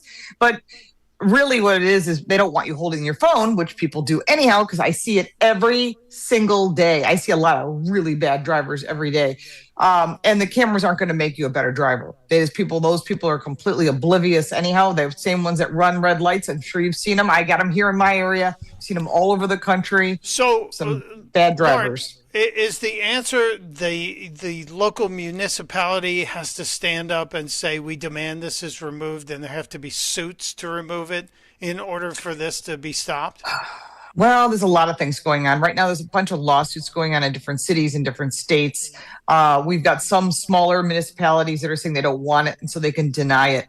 But many states have already started putting them in. You don't even know they're there. In the Naples, Florida area, there's little blue lights on every single intersection. Those blue lights are the cameras, and there's no cord, there's no cable. It's not like you can go and snip the cable. What they do is they use solar panels, little teeny solar panels. Isn't that nice? So they know that people are going to get mad, and they're going to want to clip the wires, the power supply to it, so they don't work. So instead, they use little solar panels. How creative! So now they really know what's going on. I know some people have said they put spray paint over them, but they're up so high, it'd be almost impossible to do that. It's hard to get to because they're on that crossbar. Intentionally. Let me. Intentionally. I only got a couple more minutes here. I wanted to run something by you. Your governor in the state of New York had a very interesting public statement today about speeders. Do we have that clip of Kathy Hochul talking about what they're going to do to speeders going forward? What? I think it's. This is another area Here you go. where I'm surprised at the controversy around it when it makes so much sense. You think about someone, I'm going to ask these gentlemen here, if someone gets 16 speeding tickets in a year, would you consider that an excess speeder? And that's not normal, right, guys? I mean, they're just looking for an accident. They're looking to end up in this repair shop. So what we said, we have to protect people. There's pedestrians, there's moms pushing strollers, there's people on bikes, there's kids going to school. We have to protect people. And if someone is so flagrantly violating the laws that there's a callous disregard of human life, is the only way I can describe it, there have to be consequences. Have to be. So now we have technology that says there's a device that can be installed in a vehicle that would limit how fast you can go. And I think that's what happens. There's plenty of notification. You can appeal if you want to question one of the tickets in the prod. There's due process. We'll make sure. But installing this, and if you don't install it, after 45 days, you lose your registration. You should not be on the roads if you don't care about whether or not you're going to kill somebody. And when you hug a mom, lots of moms, as I've had to do over the last few months, who've lost children, that pain never grows away. But they at least have some comfort in their hearts that maybe they can prevent the next family from having to grieve the way they did because of someone's reckless. The governor is well-intentioned, right? You don't want people. Well, if you're a speeder like that, hold on. That's really so. If you're a speeder, you're saying you're killing people. That's what she's saying. If you speed, you kill people. So if you've killed someone, then you get vehicular manslaughter. You're probably already in prison, right? You would hope so, but to me, this is like blaming the gun for the crime. Right. we're going to put a restriction on the car and how fast the car can go. The driver can get another car. The driver can rent a car. The driver can purchase a car. And borrow a car. Yeah, we're not addressing the issue. You need to lock up. Anyone who's getting 16 speeding tickets in a year is a danger, but should be locked up. We don't need to have government control on the cars. That's just Isn't that what it's really all about? Let's be honest. Yes. If you've got 16 speeding tickets, your insurance company has already dropped you. 100%, 100% they've dropped you. Yes. You are well beyond not getting insurance. Number one. Number two, if you got 16 speeding tickets in the state of New York, we get points in the state of New York for how many tickets you get. Right. Yeah. And those points add up. If you'll never make it to 16. If you'd have attorney bills that would be stacked to gazoo, that's just, and just because, okay, so we put a speed limiter on your car. You can't go faster than 60 miles an hour. Okay, that's fine. So that means I can still speed in the 30 mile an hour zone, right? Yes. I can still speed in 45, sure. And if 55 is the speed limit on the highway and you've got me limited at 60 and maybe the speed at New York State Thruway is 65. Now I'm doing 60 and a 65, and now I'm a hazard to other drivers, including tractor trailers. So how does this work? It's another great example of government making more problems by thinking they're solving a problem. I'm so glad you're on it. Lauren Fix is her name. She is the car coach. She has Car Coach Reports, the YouTube channel. Great stuff. Real quickly, Lauren, in like 20 seconds, are you driving anything cool this week? I have the Acura Integra A-Spec, and I just turned in a Toyota Pre-Runner, which is kind of fun. Little two-door, long bed pickup truck. You never know what I'm going to get. Next week could be a Maserati MC Pura. Oh, I would like to see that. Thank you for drive it. Always making time for us. Keep fighting the kill switch. Keep fighting the flock cameras. And look out for that corn dog treatment. Nobody wants that. Thank you, Lauren Fix. We appreciate Thank you. There she goes. What a great job. DeSantis, you would like that job, wouldn't you? Every week you get a couple new cars to check out and test drive and just give your opinion. I would especially like to drive that Maserati MC Pura. I think that thing tops out at over 200 miles per hour. That sounds enjoyable to me. And Lauren's capable of handling it. I told you, she was a race car driver. She designed braking systems for cars before she went into the journalistic end of things. Just always a lot of fun to hang out with Lauren. I got to take a break, don't I? I'm supposed to go to break here? Yes. I think I am. Yeah, it's Opelka. Yeah, you got like 60 seconds. I get 60 seconds to pontificate about something? Okay, I'll remind you. You don't have to. It's there if you want it. Oh, no, it's low-hanging fruit. It's out there waiting for me. Thank you. Thank you, Matt, for doing that for me. No, I just wanted to remind everybody, especially as the weekend is coming up, enjoy every sandwich, every single sandwich. And if you're paying attention, you know what I'm talking about. It's Mike Opelka. It's Talk Radio 1210, WPHT. I know that hiring can be challenging. You sort through tons of resumes and you get too many so-so applicants. You're just waiting for someone to match your role perfectly. Well, now, there's a place where you can meet them fast. ZipRecruiter. Need to hire right away. Start your search for strong candidates. The right fit awaits. Build your team. Build it sooner. Meet your match on ZipRecruiter. Just head to ZipRecruiter.com/free right now to try it for free. And you're on your way to meeting your match. 4 out of 5 employers who post on ZipRecruiter get a quality candidate within the first day. So try it now. Go to ZipRecruiter.com/free. Once again, that's ZipRecruiter.com/free. Meet your match on ZipRecruiter. Try it free.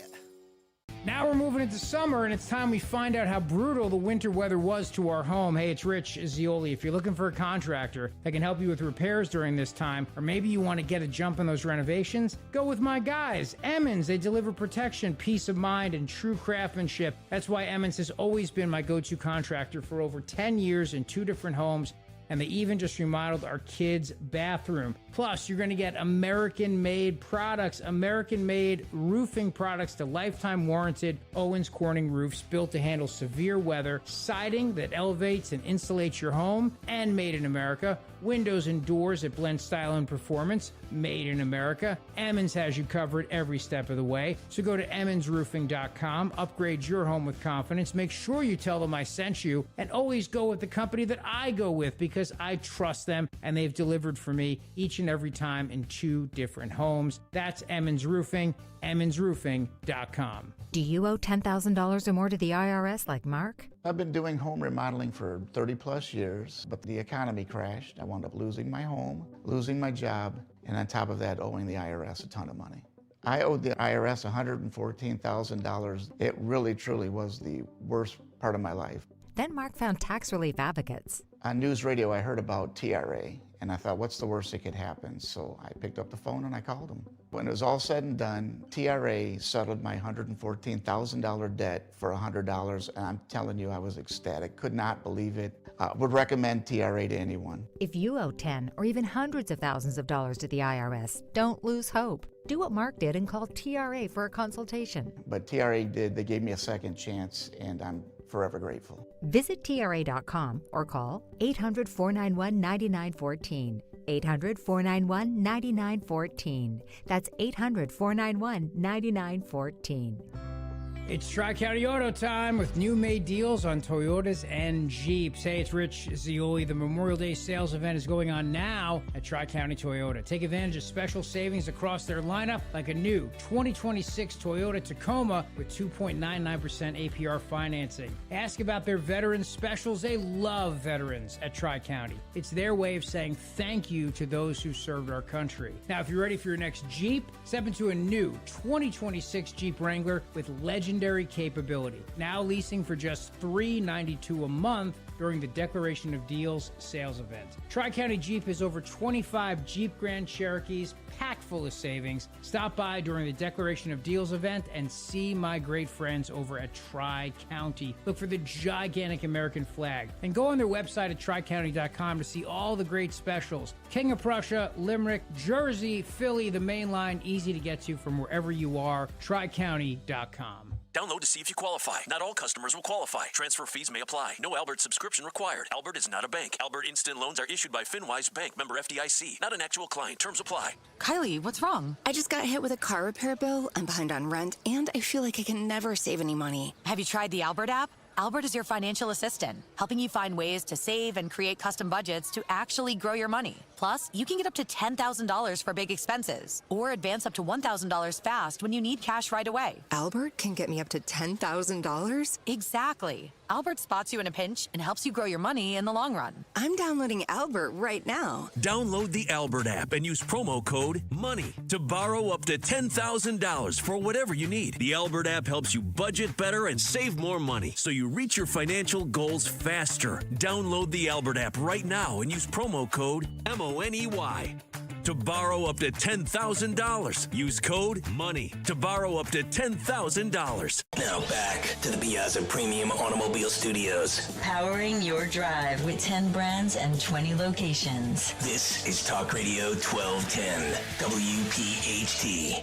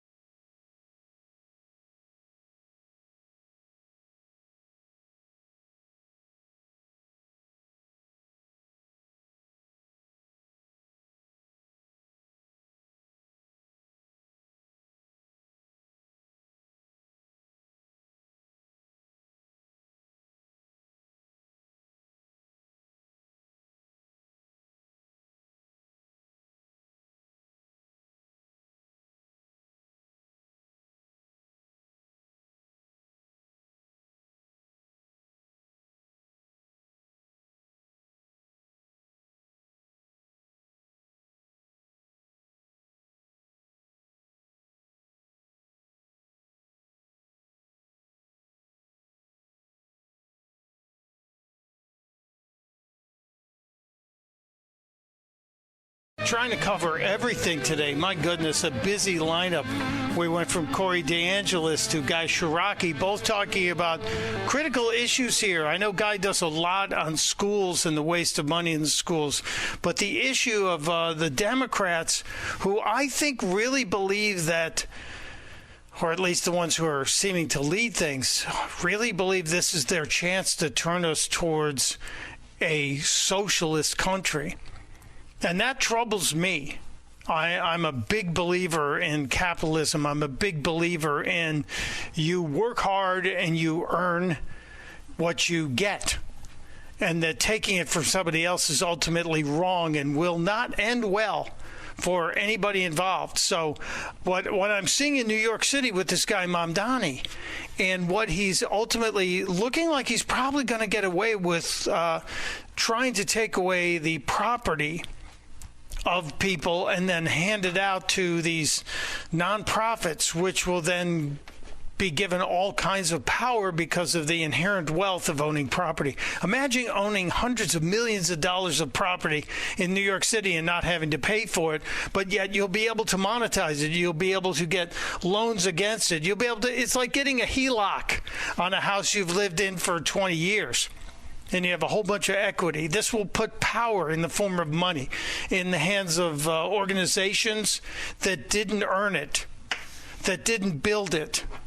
It is theft, and it's very concerning to me. And we'll talk about what's going on in New York City and in the markets financially with Jonathan Hoenig. He is capitalist pig Jonathan Hoenig. If you watch Fox Business, you probably see him on with Dagan a lot. I think he's a great, clear, and positive thinker in this. And I always try and get him to give me advice, and he doesn't. He just kind of gives you the reality of things. I'll try and weasel some advice out of him as well. We had Guy talking about the New York Giants, Jackson Dart, and the fact that this guy introduced Donald Trump last weekend, and suddenly he's now hated by half the country. Are you kidding me? President Trump had comments about Jackson Dart, which I think the president meant well by saying some nice things about the Giants quarterback. But I don't know if this helped. I really don't know. Can we run cut 7, please? So I wish I looked just like Jackson. This is a guy. I said, is he a male model or what? He's a handsome guy, like a beautiful guy, and a conservative guy. He said, "I love you, sir." And I didn't know he was doing it, but he's potentially a great quarterback. He's a young boy. He had just really started. But when he's in a game, he moves the team. And I didn't know him, but I watched him a little bit, and he really moves the team. He's got tremendous potential. If he stays healthy, he's going to be a great. So when Jackson gets harassed a little bit, he's also loved more because we have more people than they do. And a lot of the people that you think, like people in Los Angeles, wealthy people I see them all the time, they're hitting me a little bit, and they meet me and they said, "Sir, I voted for you." I said, I know, I can tell. You guys voted for me. I can tell you people on television that knock me all the time voted for me. Really interesting to me that this has become a big issue. And now with Dart having to apologize, I think there may be a clip out there. Did you guys find that clip yet, Justin? I just threw it at you. I think Justin is loading it up right now. He's we just also have converting a clip of a... Yeah, he's just loading it into a vMix. But we also grabbed a clip of Abdul Carter talking about it. He was the Giants player that was probably most outspoken about Dart introducing Trump. If we got that, let's roll that too. Yeah. So first off, I want to say that some things are bigger than football, and this is one of those things. Jackson is one of our leaders. He's the face of our franchise. He not only represents himself and what he does, but he represents all of us, and that goes for anybody who wears a Giants uniform. But if he chooses to align himself with a man like President Trump, it's my responsibility, based on what I believe and what I stand on, to not only show my teammates that I'm against that, but to show the world. And that doesn't mean that we have to spread hate. It doesn't mean that me and Jackson hate each other or we have beef. I sit next to Jackson every day, every team meeting, we close, we talk. You know, as long as we make sure we got the same goal as a team and our goals align, which they do, and I feel like that's all that matters. So I just want to move past this, and yeah, that's it. You just want to move past it as long as Dart agrees with what you think. That's the irony here, that he's saying we just want to move past it as long as you conform to my thinking, Mr. Carter. And, you know, if it's about the team, it's a football team. You're playing a game. You're getting paid because you're athletes. You're not getting paid because you're intellectuals. And can we not find a shirt that fits? Is it me, or did that shirt look like it was 2 sizes too small? Or maybe he's just wanting everybody to notice how built up he is, which is fine. But you can't say that we have different opinions and then expect him to comply with yours. That's wrong. I also do judge people on the way they talk. And when someone says we have beef, I'm hoping they're talking about steak for dinner and not saying we have a beef or we have a problem. But yeah, the street parlance sometimes gets to me. And I know everybody does it, but I'm just a little tired of it. I'd like us all to talk better. Do we have the other clip of Jackson Dart with his statement? Yep, ready to go. All right, let's roll that.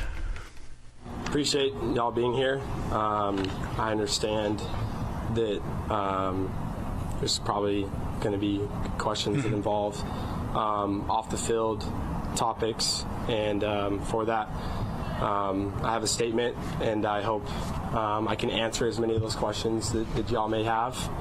And I ask that can talk about football after that, and I hope that we can understand and respect that from each other. Obviously this was a unique opportunity. Being asked and given the opportunity to introduce the President of the United States. My thinking was pretty simple, in the fact of I've always loved this country. I have extended family members who have fought in wars. I have 2 uncles who have retired from the Air Force Academy and served themselves. And I even have a great-grandfather who served as Secretary of Treasury at some point. So the president position has always been a position that I've well respected, regardless of political affiliation, regardless of political party. And my intentions were just that. You can stop it there. He's going to front for a round. He's not been media trained enough. I feel bad for this kid. I feel bad for this team because they're trying to rebuild the team. And this is going to be a controversy that will be asked about all the way through the training period, all the way through the preseason, all the way up to the opener, until they start winning on a regular basis. This will always be an undercurrent. And the reality is the statement he made about respecting the presidency there, although he didn't put it as cleanly as I just did, is one that needs to be talked about. The reality is we all have to respect the office. You don't have to respect the man, but you respect the office. I got to get into the White House for the first time and spent a few hours running around the White House during the Obama administration. If I were one of these guys and said, oh, you got an invitation to the White House, do you want to go? No, because Obama's in the White House. I don't want to go there. No, it's the presidency. And I didn't run around the Oval Office and want to pass gas on the Resolute desk. No, it's the office of the presidency that has been inhabited by so many great men and so many men I disagreed with. But it's the office that will endure beyond the man. I just wish the Giants had better media training for both sides of these guys. But this is a shame. And part of me wants to, I'm kind of in an evil way, hope that the New York Giants win the Super Bowl so Trump will invite them to the White House. And then we'll see how many members of the team would actually show up. which would be an interesting dilemma to. Their head coach has gone to the White House and met with Trump multiple times with the Harbaughs. Sure. So where's Abdul Carr? Where's the outrage for that? Well, I wonder if Harbaugh has said anything about Abdul Carr's thoughts on this. Has he had any thoughts on whether or not his personal political choices? Mr. Carter, by the way, Donald Trump's on my phone right now. If I were Trump, I would call Harbaugh and say, "Can I talk to Abdul Carter, please?" Just to see what he says. It really is disturbing to me. You're football players. Your vote counts as much as my vote counts. Craziness. And for those just curious, the Secretary of Treasury he was talking about was Nixon's first Treasury Secretary, David M. Kennedy. Really? That's who his great-grandfather is. So how young is this guy? His great-grandfather was in the Nixon administration. He is 23 years old, Jackson Dart. Dear God. God bless him. I hope he makes a bunch of money. And I do hope, and even though I know there's a bunch of you Eagles fans out there who are saying, "How dare you, Mike?" Trust me, I'm a Chicago Bears fan. We had our good year last year. I don't think we're going to have another one of those. But I would hope and pray that if my soap opera wife's writing experience would come true, she would have the Giants win the Super Bowl. So all these guys get invited to the White House and they have to shake hands with the president or not show up and be a bunch of babies, which probably is going to happen. A couple other things that we have to get to today. Let's talk about space. I want to talk about the aliens.gov website, but last night, and there is, you have to see the visual on this. If you're on the YouTube channel, you'll see it. Last night, Jeff Bezos launched one of his Blue Origin rockets. And correct me if I'm wrong, DeSantis, wasn't the Blue Origin rocket, wasn't it the one that sent the 5 women up to touch space and come back down to Earth? Wasn't that a Blue Origin flight? Yeah, that was a Blue Origin rocket. I think it's a different type, though. This was a New Glenn rocket, which I believe is a bit larger. Sure. I mean, he's trying to keep up with Elon and launch bigger rockets to get a piece of that money to transport stuff into space. It's been very profitable for Elon to be transporting things to the International Space Station, to launch satellites, etc., to set up the Starlink network, if you will. But last night, one of Bezos's Blue Origin rockets, one of the new bigger ones, was getting ready to launch from its complex right around the corner from Cape Canaveral, Florida. And the night sky lit up. If you can roll that video, we'll talk about it. This is crazy. See the rocket taking off, sort of, and then it blows up in a massive explosion.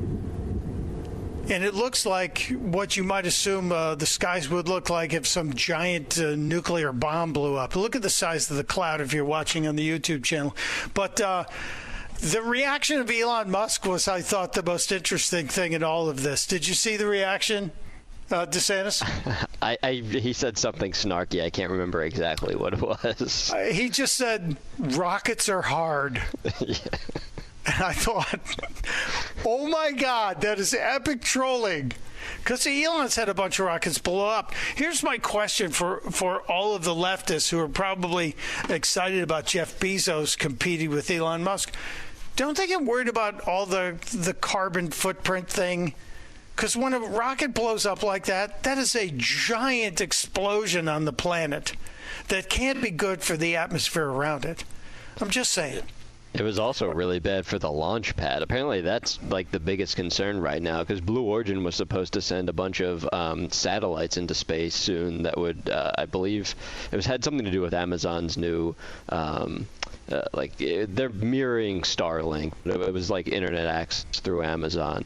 But now with this damaged launch pad, they don't have a backup, basically, that's capable of being used for a rocket as big as these like New Glenn rockets. So they either have to borrow a launch pad from SpaceX, which I can't imagine Elon's going to be too anxious. I'm sure it'd give him a good rate. Yeah. Oh, yeah. Very generous. Yeah. I'm sure Elon would be like, "Oh yeah, I got you covered. I got a launch pad for you." And by the way, I use mine to launch, and then we land out in the water on those little rafts when he lands his boosters, etc. Wow, this is interesting to watch two of the world's richest men trying to have this space pissing contest, if you will, launching it. And do we have time to run the aliens.gov website that launched yesterday, or should we hold it? Yeah, we can talk about that. It's a short clip. So yesterday, the White House announced that they're launching a new website called aliens.gov. And on the heels of all the UFO news that's been coming out, it's still not any real meat to those stories. I was like, oh, this will be great. And I tuned in for it too. And I hope you're watching in the YouTube channel because you'll get to see it. This was absolutely amazing. When you put into your browser aliens.gov, you're treated to something that looks like it's out of the War Games movie. Go ahead and roll that thing. This is crazy. You see a guy kind of getting sucked up into a craft. Taking over a fence. The YMCA theme in the background. Yeah. But then if you go to aliens.gov, do you know what you see? No, I haven't been there yet. What do you get? Oh, you need to, we need to get a little screen grab of that. If you go to aliens.gov, you get a black screen with a green type that looks like it's from a cathode ray tube monitor from 1982.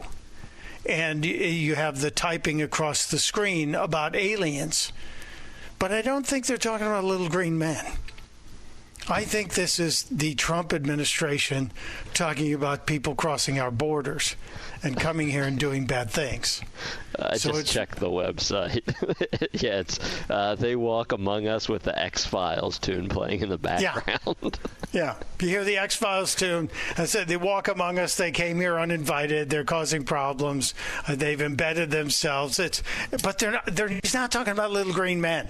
He's talking about the 20 million people that the Biden administration allowed to cross over into our borders and wreak havoc on our economy and people's lives.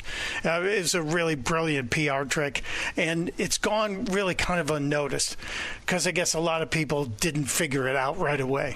I actually have it up if you want to show it to the YouTube channel. Yeah, show it to the YouTube channel. We got a couple of people hanging out. Check it out. This is very interesting. So you hear the, for those of you on the YouTube channel, you can't hear the X-Files tune. They walk among us. For years, the U.S. government has kept a closely guarded secret. Aliens have been walking among us, living in our neighborhoods. I can't read that right now. Interacting with us on a daily basis. They've shot. It's all about illegal aliens. It's not about green men, but everybody thought it was. Really well done from the administration. The truth is no longer out there. It is right here, right now. This is the Trump administration. I give them big props on this. Very well done. Michael Opelka reminding you, testudo, my friends. Testudo. My dad passed away unexpectedly. Of course, it was awful in every way, but we are very grateful that he had life insurance. So even after he was gone, he was